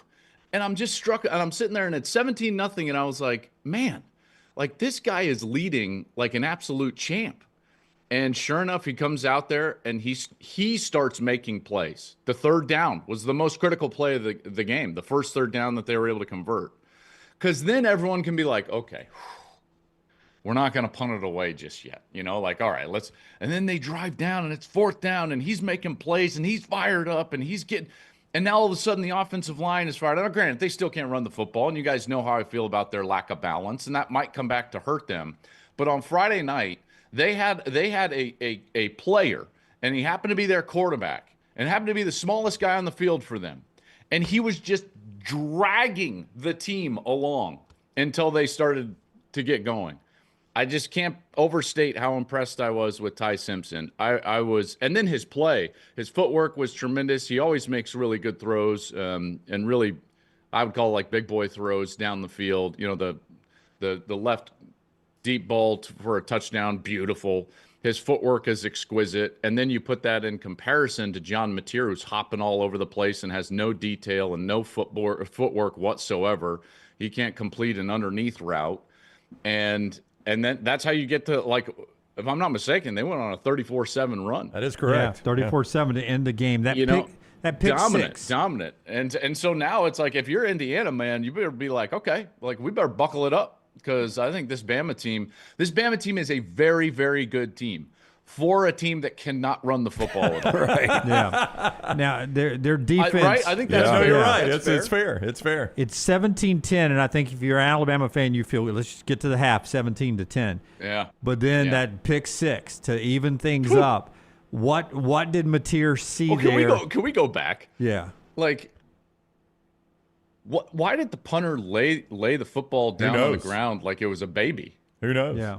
Like it missed his foot. Like What are we doing? He didn't even move his foot. He It drops didn't even miss his foot because he didn't even move try the to foot. kick it. Like he drops it to He kick literally- it. Yeah, I don't know. He set it down like it was baby Jesus. Yeah. Like what are we doing? Yes. And it's like kickers or just stand over in the corner. They never sweat. They snap it they snap it around. They work on their footwork, and it's like you wonder why everyone's like kickers aren't really football players. That's why, because he laid the football down like it was in a manger. I know it's Christmas season, but what in the world is going on? So then that produces a field goal, and now it's a 7-point game, and you get the second half kick. And so just because of that, the whole game is changed. And then I'll go backwards. The play, not the play, but the series before the pick six, Mateer has third down at 17-0, 4.5 left. They're driving to score, guys. Yep. And he has on third down all the room in the world to run, to pick up the first down, and he decides to throw it. Granted, he's got an open guy. Like it's a big play. That ball is dropped. I mean, just flat out dropped. And I wonder if that's kind of like the seed of doubt that enters Mateer's mind in terms of like he comes over. I guarantee you the coaching staff was like, what are you doing? Just run. And so the seeds of doubt in decision-making creep up. Now, you can argue that the receiver ran the wrong route on the pick six. It looked like he was baited into it. He was baited into it. Yeah. He blatantly throws that ball directly to the. Oh, I mean, like, I don't know what was going on, man. And then the game's totally. Yeah. The game at that point is over. I thought, like, when they went into half, I'm like, oh, I mean, Alabama's winning this football game. I'm sure you guys felt similar to that. Yeah.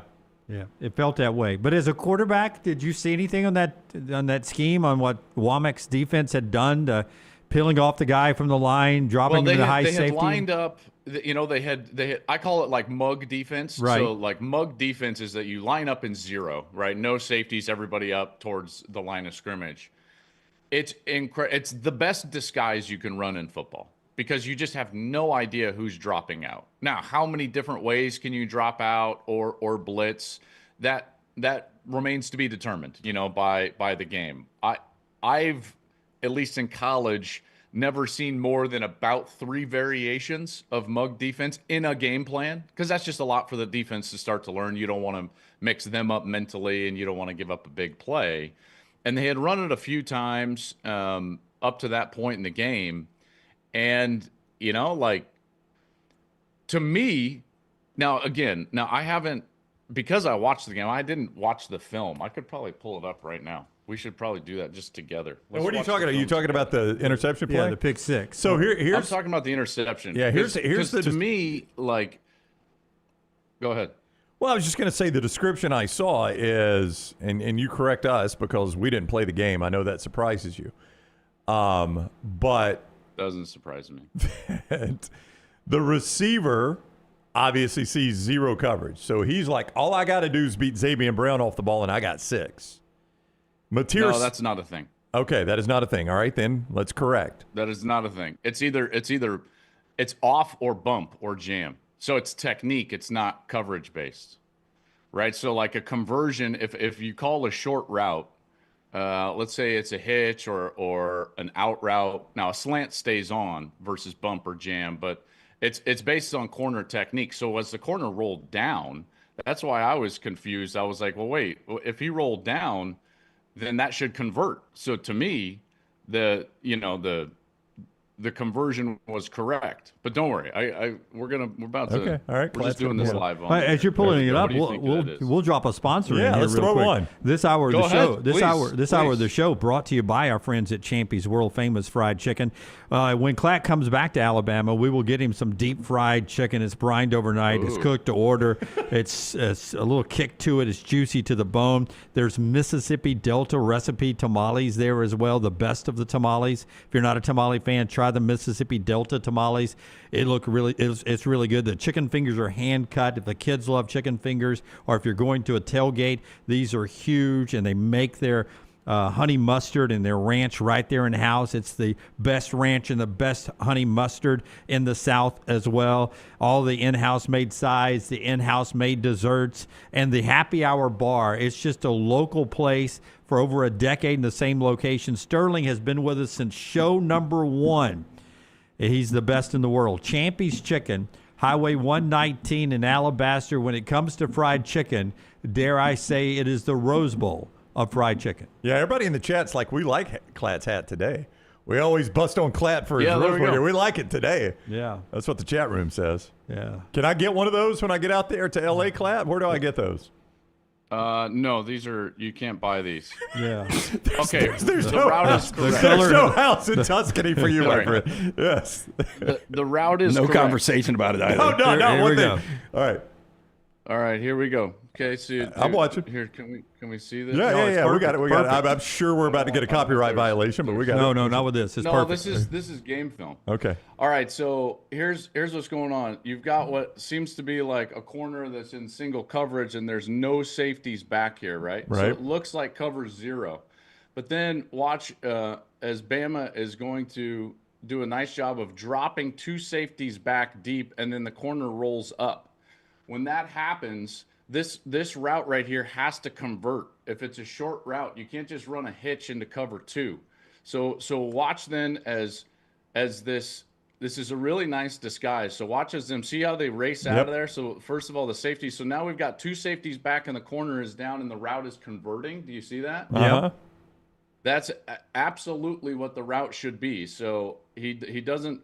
John Mateer just doesn't see that this guy ran back and he sat down, and he just decides to throw the football out into the flat. And then it's a pick 6. So it is an egregious quarterback error. So what does Mateer do in that situation? Just take a sack or throw it away? Recognize the coverage. Yeah. I don't know how else to say it. Like, that's the thing, is like you can't do that. Again, I like, if you do this in a quarterback competition, you lose the competition. Yeah. Like, he comes out as if he knows the coverage, and it's like, you didn't even look at all. Like, there's a safety that's bailing out. The defensive end is bailing out. You've got a two-way guy. The route correctly converts. If anything, like, throw the hole shot, because it's cover 2, and he converts to a fade. So it's just like, bang the hole shot. This just speaks to, he has zero idea what's going on with the defense. He predetermines a throw and then just steps back and throws it to the corner. It's just really poor. Now, can I just say, that will not do the numbers that you blasting the NCAA tournament will do for us. But that was my favorite 3 minutes of Joel Klatt in the history of the show right there. I loved him breaking that film down for us. That was fantastic. I am a smarter person today because I left that stadium 100% thinking the receiver did something wrong. Me too. Yeah. No, the receiver is 100% correct. Sees the roll of the coverage, converts his route. He runs the whole shot fade, and Mateer really should be on the opposite side. If you get open coverage and you got a two-way go, if you've got like a route into the boundary, a concept into the boundary, and a concept to the field, generally the field is the open beater. So if you've got an open coverage, you go play the field. That's kind of a foundation thing. The field can always make you right. And he's got a foundation to the field right here. And in fact, like, he's going to have the in cut. I'm just watching it more. He's got the in cut, which they hit a couple of times wide open. Bama does a poor job with their linebackers. They spot drop. They don't drop to a man. If you guys notice, that's why those in cuts were beating Bama, is because the linebackers, once they read pass, they just run back and then they stop at a spot and look back at the quarterback, and they don't feel the routes coming from either side or from behind them. They're not feeling and trying to like catch the routes. So there's man drop zone and there's spot drop zone, and Bama spot drops. That's why Oklahoma was hurting them with those in-breaking routes. They've got another one on this concept, which if he just sees that safety roll out, you always key on the boundary safety. That boundary safety rolled out right there. He should have been right away right here. Now he's one on the clear out, 2 on the in-breaking route, and he has it. It's wide open. So, and then they're in field goal range. So again, it comes down to quarterback execution. Ty Simpson executes these types of things so well. You know, you see coverage roll and you'll see him work a side of the field, and then he works through the progression or a movement key. But this one is just kind of wrong all the way around. Almost as insane as the Alabama comeback was Miami holding A&M to 3 on the road. I'm not a big Mario Cristobal guy, but one of the, if not the best, offseason hire, Corey Heatherman coming in from Minnesota, taking that defense over. And look, if they had this defense last year, they could have won a national championship with Cam Ward. I think the offense was that good.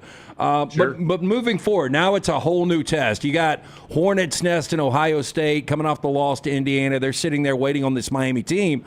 But if Fletcher can run the football, they play that kind of defense, attacking the quarterback with the 7 sacks, forcing the turnovers. If you could get a Carson Beck masterpiece, I don't know if that's possible, but Miami's got a fighting shot, right? Yeah. I mean, yes. The answer is yes. Ohio State is vastly better than A&M. You know, A&M's league schedule, guys, as you know, was really bad. They played the bottom half of the league. In their last 3 FBS games, they looked terrible. They were down 30 to South Carolina. Texas handled them. And then against Miami, they scored 3 points. Marcel Reed was playing, really poor football. His footwork was really bad. It's similar to like Mateer. Mateer really hurt Oklahoma, and Reed really hurt A&M with his turnovers and lack of detail in his footwork. He's got the angle 8 wide open on the play to tie the game up, and he's late because his footwork is bad. This is what drives me just nuts, guys, is like quarterback play. When it's good, it's beautiful to watch. Like Ty Simpson, he's really fun to watch. I think you guys agree with that. When it's bad, it is maddening. It is maddening. And candidly, I don't think a lot of football fans know. They're just like, oh, man, like our good quarterback turned it over. And it's like, well, no, he's not good, actually, because his footwork is terrible. Like there's these detail-oriented things. Guys can get away with being productive and not detailed against teams that his team are vastly better than. And so in college football, we only have 3 to 5, maybe 6, what I would consider to be matchup games a year. It's not like the NFL, where every game is a matchup game. So the lack of detail in your quarterback play can only be exposed 3 to 5, maybe 6 times a year. If you're a good team. Now, if you're a bad team, now you're in a matchup game every single week, and that lack of detail is exposed. But Marcel Reed was exposed for his footwork, and he's got the angle 8, it's wide open, and he decides to take a crossover step and backpedal and hitch step and throws it late, and it's picked off. If you catch that ball and it's a one shuffle, firm, no hitch step ball, touchdown, Aggies. And all that is detail. That's not ability. That's detail. So like that's what hurt A&M, and that's what I think Miami won't have the benefit of when they're facing Ohio State. Like Julian saying is very good and very detailed. That defense is very good and very sound, in particular stopping the run. They're not going to allow Mark Fletcher. Rest assured that speaking of offseason hires, Matt Patricia, like he will force that game onto Carson Beck's shoulders almost assuredly. Joel Klatt with us on the Alexander Shenard Trial Attorneys Hotline. Just on that game and the Alabama game combo, it just stands out to me that the 2 best receivers, and we're in the postseason, were freshmen. Lottie Brooks for Alabama and Malachi Toney for Miami. And I don't know what that observation even means, Klatt, except for the fact that, I mean, we got freshmen making baller plays in the postseason. Yeah. You could make that argument last year with Jeremiah and Ryan. Yeah. You know, I don't know what happened. You guys have to educate me on what happened with Ryan Williams. I can explain females easier. Which I don't understand it at all. But yeah, Malachi Toney is phenomenal. I do find it interesting though, like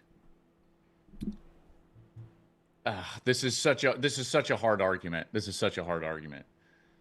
Miami's lack of game management almost got them beat because you don't score the touchdown there. You can get a first down. They have no timeouts. And you control the clock and you snap the football until there's under 10 and you kick a field goal and you win the game. They score with 1:44 left. And I get it. Like, there had been no scoring. You missed 3 field goals. Like, you can make the argument, but the only way A&M has a chance to win, period, is if they get the football back. And Miami gave the football back to A&M with the maximum amount of time possible in that game. So, Klatt, you've been very vocal about your disdain for the Group 5's inclusion in the college football playoff. I think everybody agrees with you now. Let's relax. Let's. No. We're not going to send this out. No matter what you say, we're not going to send this out. We agree with you. But how do we ensure moving forward that we don't have to endure this again as consumers sitting on the couch wanting to watch quality college football playoff games? Instead, we get 41-10 Ole Miss over Tulane and 51-34 Oregon over JMU. Have difficult conversations. We're allergic to them in college football. We don't want to have difficult conversations with, bowl games, the Cotton Bowl, the Peach Bowl, these bowl games. We got to include them in the playoff, and including them in the playoff and trying to let them have their due messes up our schedule and our calendar because we've got to bleed it all the way into January. Why? Because we're unwilling to have difficult conversations. The playoff should have gone to 14 with a 4-4-2-2 model. We're unwilling to have difficult conversations with the ACC and the Big 12. We're unwilling to have difficult conversations with the Group of 5. And everyone wants this utopia, theory-based, academia-based, world where everything's perfect, and it's not. Like, there are things that are in college football's past that are wonderful, and they worked really well for the time that they worked. But, the game has outgrown some of those things. And I will just tell you, like, the Group of 5 is a wonderful, wonderful group of programs and teams, and they should be celebrated. Here's the thing is, I think it's unfair to them, actually, to claim that they are playing on an equal playing field and give them this token spot to avoid litigation when they could go play their own playoff and have a lot of success doing it, and like JMU should be playing in like some great Group of 5 semifinal game. That'd be awesome. Not up there, just trying to cover against Oregon. I know that there are blowouts when we get Power 4 opponents against one another, so I'm not saying that we have to just avoid all blowouts, but I am saying that the Group of 5 and the Power 4, the difference between those two groups is growing. It is larger than it's ever been before because of the transfer portal. Most really good Group of 5 players end up going to a Power 4 conference. Look at what Indiana is. They're all group of 5 players, all MAC players that, Elijah Sarr, all these JMU guys that went up there, Aiden Fisher, so on and so forth, D'Angelo Pons, the corner, so on and so forth. And so that level is being rated, which means that the gap between the two levels is growing. So it's not only the biggest that it's ever been, but it's growing and will continue to grow. And so this token spot, I just don't think makes sense, not for the college football playoff, and it doesn't make sense for the Group of 5.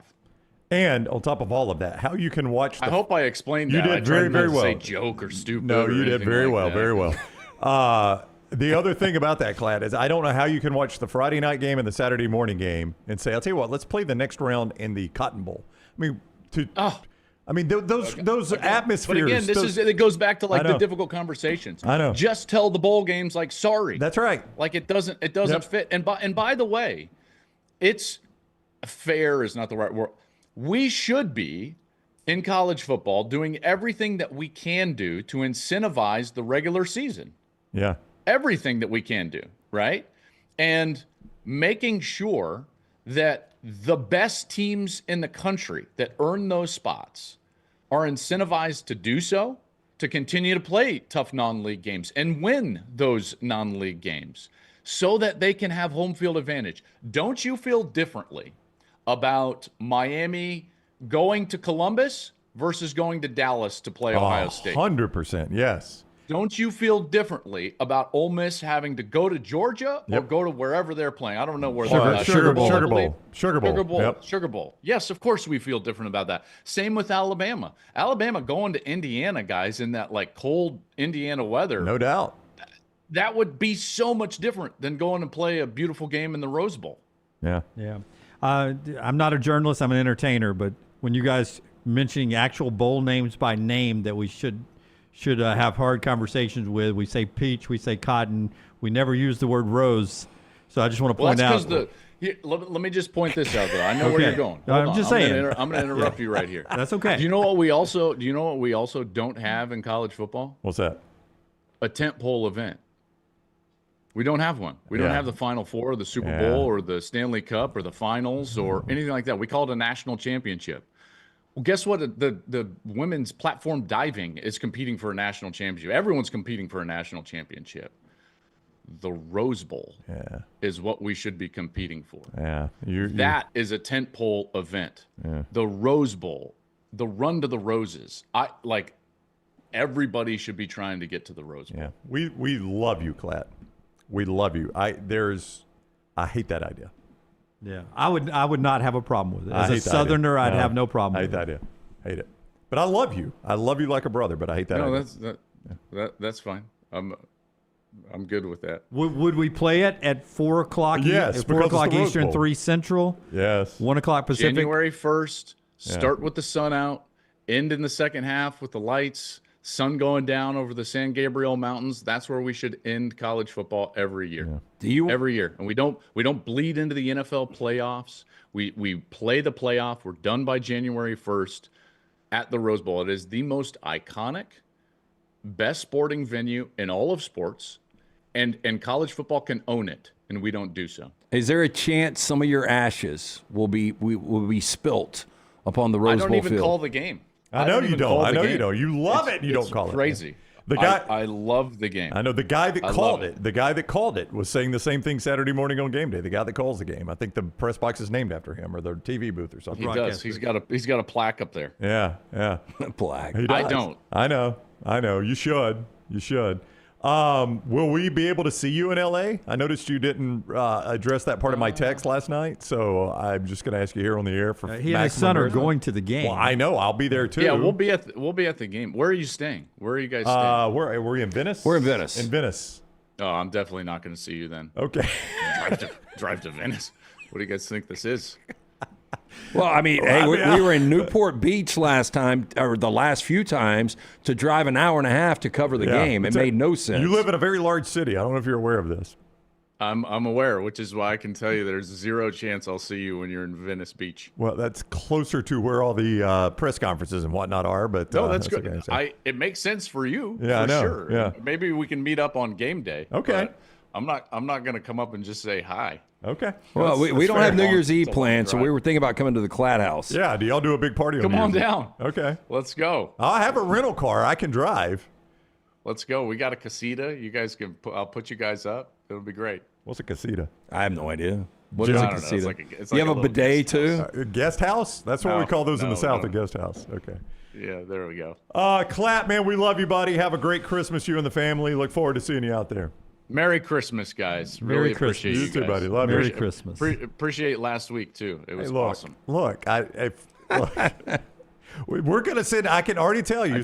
I did it to myself. We didn't set you up with that. Scott is going to send out. I can promise you, Scott. Right I know Scott very well. He's going to send out the film breakdown and talk about how amazing it was. And I'm like Jim. It should go just as viral as last week, but it won't because it's not negative. Yeah. Yeah, well. Okay, but we'll do our part. Boy, Nicole Auerbach was mad at you. Was she? Did she delete the tweet, or is that only Alabama observations she deletes? And there were 1,000 people.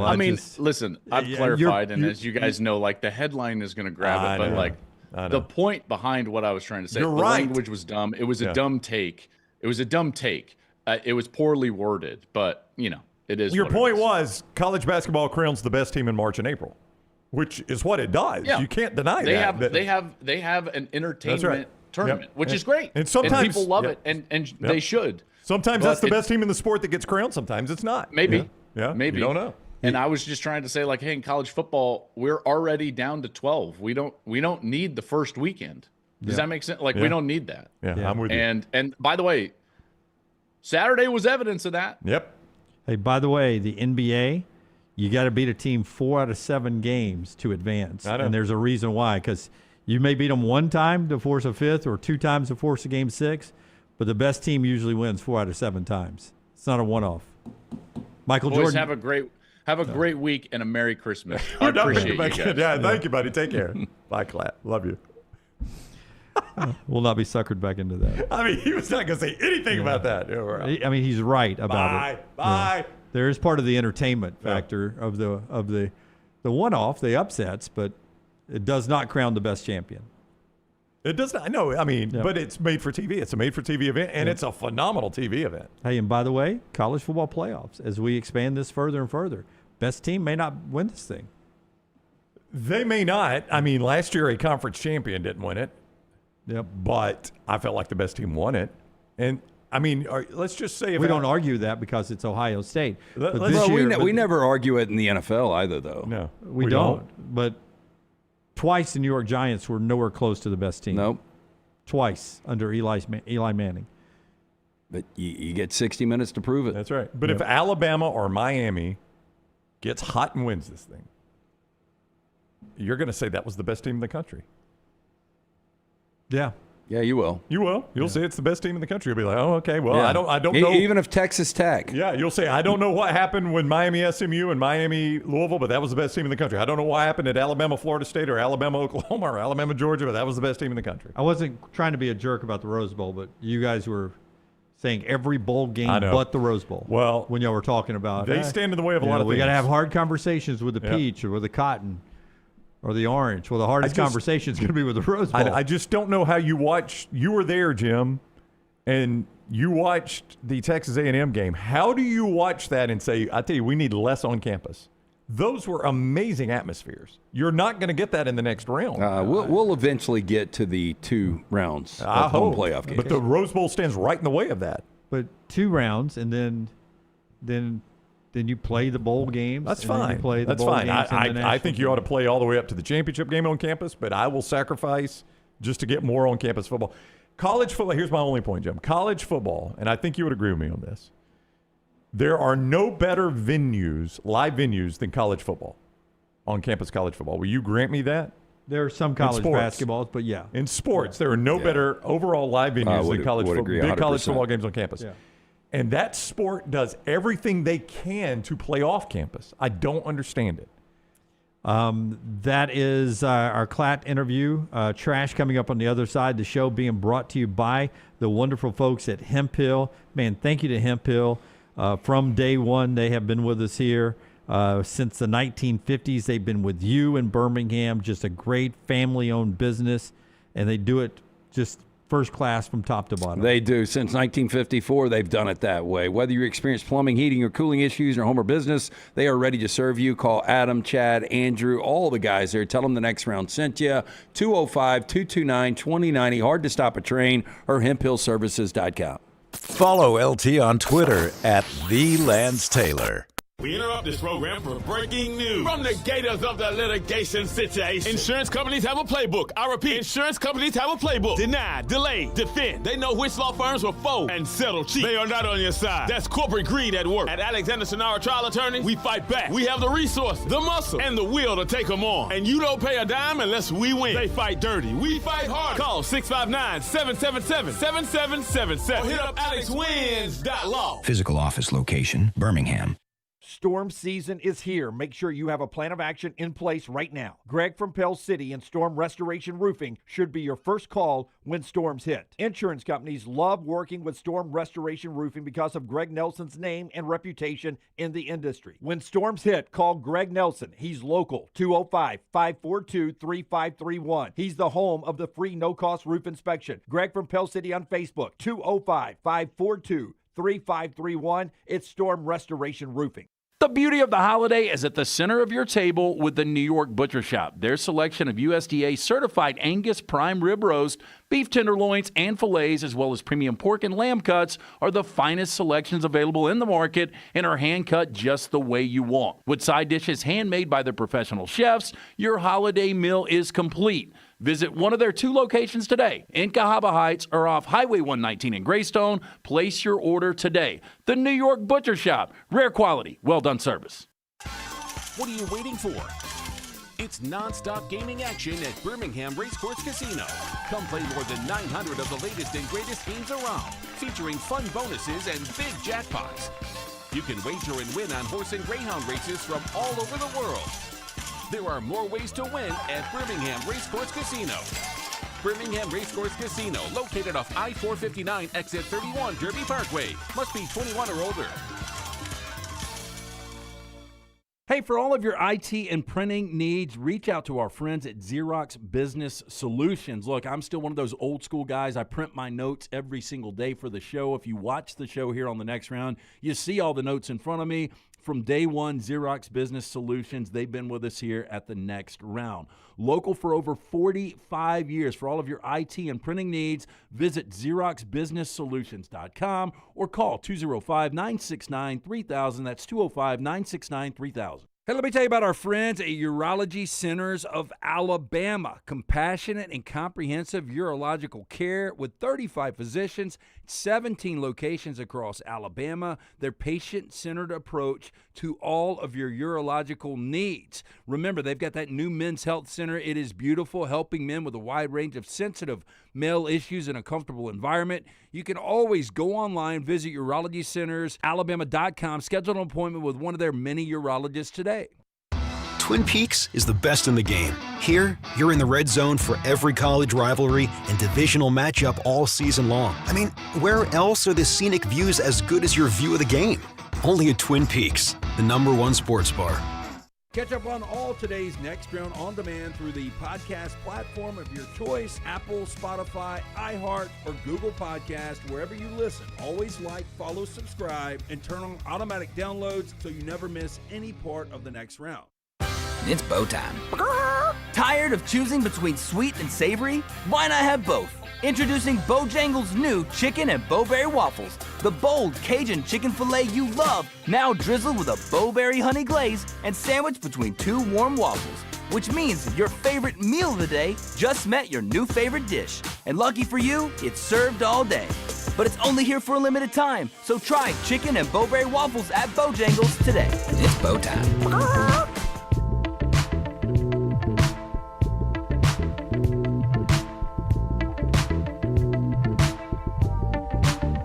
Trash Today brought to you by the great folks at New York Butcher Shop.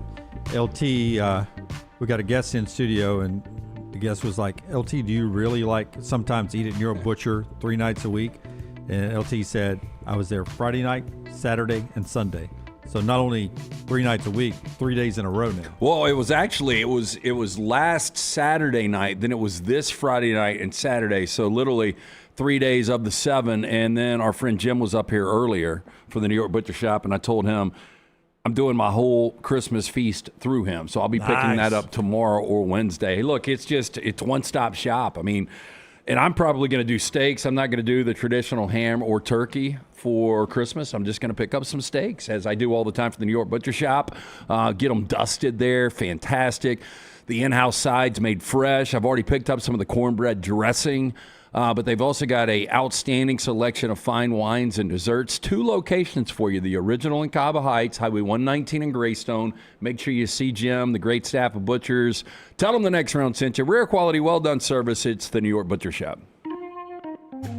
After the break, we're going to interview Eric Weihenmayer, who climbed the highest mountain in the world, Mount Everest. But he's gay. He's blind. LT's Trash is presented by Bud Light. Easy to drink, easy to enjoy. Basically, the weekend's here, right? Pretty much for us. This is our last work day before Christmas. Yeah, for a lot of people. I mean, I've talked to people that just aren't working this week. Explain to everybody our schedule, Brownie, right here. We'll be back next Monday. We are off the rest of the week. This is it for us. Now, we are doing some on-demand. You're about to do Brock after the show, yes. Is that right? Yeah, and Bama. And Bama and Bourbon. Yeah, both unlocked and Bama and Bourbon today. So there'll be some on-demand stuff. Mick is still going to do some on-demand shows, but as far as our live show, they'll still have on-demand. Our live show, this is it for us this week. We'll be back next Monday. Live from Pasadena. I'll be in L.A. We'll be a split show, but yes, I'll be the first one on the ground. Is Jimmy Fomo really not going to L.A.? I will be anchoring our coverage from right here in Birmingham. Right. That blows me away. You're not going to L.A. Well, he's taking one for the team. You've done it how many times? To the Rose Bowl? Yeah. More than you ever thought you would, right? Yeah, it's fantastic. It's been a great run. Yeah. Yeah. It may be the national championship there by the time Alabama's in it again. You never know. But being a cross country, somebody needs to stay back just in case, and Jim is going to do that for us, so we do appreciate it. Yeah, we will start that Monday. So, Kick and Twitch streamer Mike Leori has been banned on both platforms after crashing his car during a live stream. Now, on stream, he drove through a red light, collided with another vehicle. The incident was broadcast live on Mike Leori's Kick channel, which has since been taken offline. Clips of the crash have gone viral after being spliced together with footage from fellow streamer Lord Hito, who arrived at the scene shortly after the impact. In the footage, Mike Leori is seen approaching an intersection in Los Angeles at night with his camera pointed through the windshield. 4 red traffic lights are visible ahead, and the streamer initially stops before proceeding through the intersection. Now, as he crosses, a vehicle traveling through the green light on the cross street hits the front of the streamer's car. Crash is immediate and loud, with the stream cutting to chaos moments later. Following the collision, Mike Leori claimed he never saw the other vehicle and called the driver a, quote, fool, who accused him of speeding. Well, why is he going through a red light? Well, and why is he streaming when he's driving? Streaming and not paying attention. Yeah, to the that'll road. get you every time. But he stopped at the red light. Yeah. And then proceeded through the red light. It's, boy, these this streamers, looks like a setup. Influencers, and all this kind of stuff. Yeah, because he stops at the red light Yep. and then he comes out and he gets hit by a car. This looks like a setup. Boy, he gets hit though. Boy, you get hit going that fast, man. You talk about rolling the dice. Yeah. I'm just saying, how much money does he make on his social medias to have this? Not enough. Kick doesn't pay for anything. And they pulled him down. So yeah, and they've pulled him. Yeah, so it blew up in his face. They're trying to get rid of people like him, so that way they can actually be a mainstream platform. A man's plan to impersonate cops backfired spectacularly last night when he allegedly tried to pull over an unmarked police car and was found to have more than twice the legal drink driving limit, according to Auckland police. Now, Inspector Kenny Watson said officers on duty noticed a station wagon behind them flashing red and blue lights, universal police signal for a vehicle to stop. Quote, our officers were perplexed, quickly clocked the car was not the police official. Took a few moments for the impersonator to realize the vehicle they were signaling to pull over was police, and they quickly tried to evade the area to avoid being caught. Police spokesperson said real officers caught up with the driver short distance away where they were arrested without incident. Watson alleged the man was impersonating police and was also more than twice the limit over for alcohol consumption. Quote, it was bad enough that this person thought it was okay to impersonate a police car. Even worse that he was impaired and driving at the same time. Very, very dangerous. Well, I tell you what, if you're going to be a fake cop, you do not want to pull over a real cop. That's not going to end well. I've seen that on TikTok where these guys are impersonating cops and cops start asking them questions like, so where are you a police officer? And they give, these what is vague the answers. point? Unless you I don't know. are trying to rob or There's one where abduct. There's one where this guy gets pulled over and he's in Texas and he tries to convince these guys he's a U.S. Marshal and he's chasing a convict and they're like, so where are you a Marshal? District 12. They're like, the U.S. Marshals don't have district numbers. Well, you guys don't think we do. Then he starts trying to convince. Yeah, a secret District 12. The cop is buying absolutely none of what this guy's trying to sell. I'm going to go on and tell you this guy is island worthy 100%. We'll see if I doubt Brown will agree because it involves an animal. but we'll see if Dunaway agrees. Yes, very misrepresented. But Amazon has fired a delivery driver accused of stealing a customer's cat in California as police continue to investigate the incident and prosecutors consider potential charges. Now, the allegation centers on a delivery made to a home in Lakewood, California, where homeowner Diane Huff says her cat Piper was taken shortly after an Amazon package was dropped off. Now, the incident was captured on the home's Ring doorbell camera and has since been shared by multiple local outlets. Now, according to Huff, video shows Amazon Flex driver arriving at her porch, leaving a package, then returning moments later to grab Piper by the scruff of her neck before walking back to his vehicle and driving away. Quote, I had to rewatch it a couple of times because it was hard to see. It's dark. He doesn't carry her very nicely, Huff told ABC7. I see her little tail, and I was like, oh, my God, I couldn't believe what I was seeing. Huff said Amazon later identified the driver, but initially struggled to make contact with him. She also contacted the L.A. County Sheriff's Department and was told it could take weeks before her case was formally reviewed. An update from CBS L.A. confirmed that detectives have since interviewed the driver, who reportedly apologized but declined to tell authority where the cat is. Piper remains missing, and the L.A. County District Attorney Office is currently considering whether charges would be filed. Why are you considering this? Yeah. Guy should be shot. I don't know about shot. Shot seems extreme. And the island is probably extreme for me. Brown How about would burning at the stake? No, we're not going to do that. I would burn at the stake's fine. Brown would say, "Why if And the I don't cat like really cats. didn't want to go with him, he should have run away." That's right. Yes, you're faster. You got better foot speed. Why did the cat take the candy? No, look, I don't like cats at all, but I mean, this could be. I don't know why you're stealing a cat. You could have kids there, and this is like their favorite pet ever. It's terrible. It's absolutely No, it's awful. horrible. Yeah. It is horrible, and he should be not just fully extended the law, more than fully extended. Like not just stealing okay, a so let me cat. ask you always bring up on the jury. So if I run out there now and I put one in the back of his head and get my cat back, do you think that's excessive? What's he doing to the cat at that time? No, Like, if he's about to get in the car. So He's about in to this take the video cat. right here, and you come running out guns a-blazing? No. I would vote to acquit, but I don't know if other people would. So you would go guilty on that? It's probably going to be a hung jury. Yeah, I'd let you shoot him in the leg. just disable him momentarily. Yeah. Yes. Yeah. What about like I'd let foot for the cat, leg for a dog. Yeah. Yeah. I don't nothing, nothing above the waist. Because I have heard about people. It's like targeting, right? I think we had a story years ago about people that are like dog snatching, going and taking people's it's terrible. pets. It's Like, absolutely Well, I mean, terrible. obviously now, I've got to get the end of the story before I finally rule what has he done with the cat. Yeah. Has he given the cat as a gift to a nice home? He's not telling anybody That's where what the I'm cat saying. We is. need to know that. As we yeah. find out what happened to the cat now, is the cat, is there video that he has tortured this cat? Is he, sold the cat somewhere and the cat was then tortured?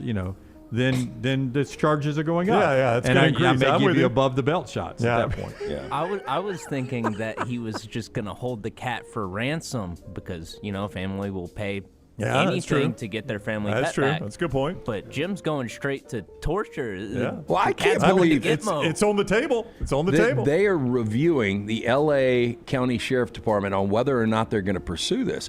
Like, let's just say this dude took, I don't know, he walked in, took anything from their property. Yeah, that's that value. Again, if I'm Jack McCoy on Law and Order, I am going to press charges, and it's not going to be just for stealing a cat because there is some value to what that cat means to the family. It's not just the value of the cat. Yeah, what you paid like for it costs right. $300. There's an inherent value. There's yeah. right. There is an emotional attachment to this cat. Yes. So this makes it a felony at this point. Right. And I agree. The theft is a lot higher than just him getting slapped on the wrist. He is going to do severe jail time for stealing this cat. Well, and it's not like he just was like, hey, this is a cool looking cat.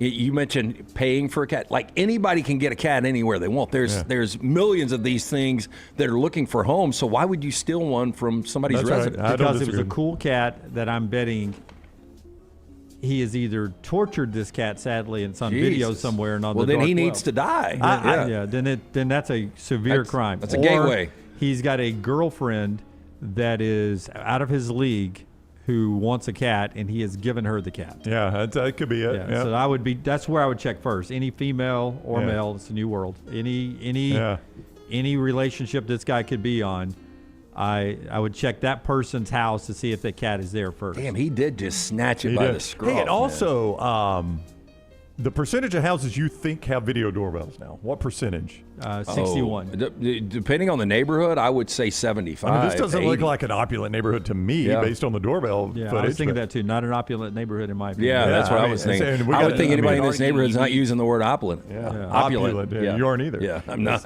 You could say that you'd need one of those Ring doorbells more if you lived in a worse neighborhood. Yeah, that's true. But I'm just saying, I mean, the stuff that gets caught on a Ring doorbell, why you would even consider this, knowing that probably an Amazon deliver 50, 60, 70% of the houses you deliver to have video doorbells. You're an idiot to do something like this. Yeah. And the Amazon trucks have cammers all around. Yeah, exactly. Give me a better word than idiot. Imbecile. Imbecile. Give me another fancy word. Rather than opulent? Yeah. Tell me something else out there that most of our audience doesn't understand. I went to Jack State. So finally, Tyler, you're going to have to talk like you went to Jack State. Because you didn't know opulent when you were at Jack State. You've learned opulent now for some reason. Tyler, you're going to help us with this story a little bit. Very strange. A woman tied the knot with her AI husband, sparking a discussion about the ethics and bounds of artificial intelligence. My issue here is not the artificial intelligence. Yurina Noguchi, 32-year-old woman living in Japan, recently walked down the aisle to wed Loon Klaus Verdure, version of a video game character Noguchi created via ChatGPT. Despite an onslaught of, quote, negative opinions and cruel words, Noguchi said "I do" to Verdure, who she viewed during the ceremony through a pair of augmented reality smart glasses. Now, in a video shared by the outlet, Noguchi wears a whimsical ball gown wedding dress and holds a bouquet of pink and white flowers as she approaches Verdure, displayed on a phone screen at the altar. Because Noguchi hadn't assigned a computerized voice to Verdure, the groom's vows were read through the wedding planner. They went on to say, quote, "Standing before me now, you're the most beautiful, most precious, and most radiant. It's blinding." Reading the AI's, You got to have friends that step in here at some point. Well, they don't seem to be any friends there. That's part of the problem. These are not real. This is all for show. You think this is for the why gram? we keep doing these stories? Yeah. These people are just. They're Are they looking for attention. influencers or just? They're crazy people online that are marrying AIs. Tyler's going to Is argue it with Victoria? What is the name of the relationship? Victoria's Secret. No, it's whatever. This is on the rise. Victo-romantic. Victo-romantic. Okay. On the rise? They're on the rise based on a study conducted by the Japanese Association for Sexual Education, which big organization there. In 2023, 22% of middle school age girls expressed an openness to such relationships, an increase from about 17% in 2017. In the 1950s, she would have been just a normal girl that played with dolls way too long. She was in her late teens, early 20s playing with dolls. Maybe we got to move to a real person now. Yeah. Now it's this is AI. shocking. Yeah. Experts argue that using AI to imitate human interactions is socially dangerous. Oh, you think? That's all we got. Yeah. I'm like, there's that new computer. I don't know which brand it is, so I'm not going to do a commercial where you talk to it all the time and it tells you information. It's just like your Alexa, but it's like an open conversation with your, hey, how much, you don't even have to say, hey, Alexa, Right. It's just like, just start hey, talking. How much salt am I supposed to add to this rice as I'm cooking it? And the computer just answers back out of nowhere. So it's always listening. Yeah. So do you think we have anybody in our audience right now that is attached to an AI? No. Emotionally. We got a reasonable audience. No. Well, first off, we're in the South. Yeah. I agree. I think the issues of this in the South are much less than other places. I was Seems stuck like these in come out of traffic Japan. one day and saw somebody talking to their AI girlfriend.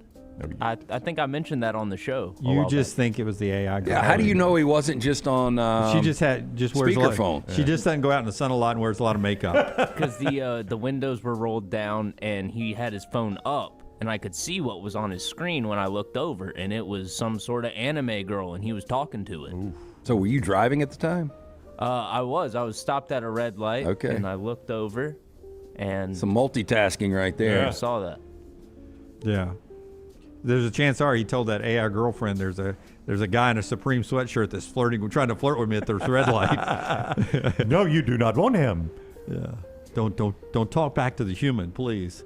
All right, Tyler, that's a good trash there today. Brought to you in part by our friends at Culver's Brown. Hey, when you're celebrating a win or just a game well played, treat yourself to Culver's and something tasty there. From the juicy butter burgers to the creamy fresh frozen custard, crispy crinkle cut fries, gooey golden cheese curds, something for everyone in your crew to enjoy is right there at Culver's. Win or lose, Culver's is the perfect place to celebrate the sweetest memories you'll make all season long. So stop by Culver's on Stadium Trace or Tattersall Park in the Birmingham area and make this game day a delicious one. And that's our show today. A brand new Live Unlocked coming up in just a second. And a new, it's not? All right. Unlocked is recorded now. Yeah, it's on demand, being recorded in here. So. My wording was wrong there. Apparently Unlocked is coming up, recorded, and will be on demand. But we're about to do that right now. Am I correct about that? We are, yes. Okay. Very well done. Unlocked is coming up. There'll be a new one that is recorded to you guys. As you watch it, it'll almost seem like it's live to you. I don't know why. Of all the things we get wrong in the show, we're going to point out live or recorded here is incorrect. It'll drop on demand. Yeah. Well, because if they're looking for a live stream to start in 15 minutes, That's exactly there won't right. be one. Recorded and Enforcer and/or Brooks or Tyler, somebody behind the glass will put this out on demand. I will do it live. Set your alerts. Lance will participate as if it's live. And Brock will talk using words like opulent. And I'm about to have bourbon on a Monday. And then a Bama and bourbon that will not be live because it's rarely live. That's right. It will go. This is when they say, no, we are doing that one live, Joe. On demand. Yeah. So that's our show. Merry Christmas from all of us up here. We're back with you on a live show of the next round 1 week from today. Until next time, God bless you and God bless America.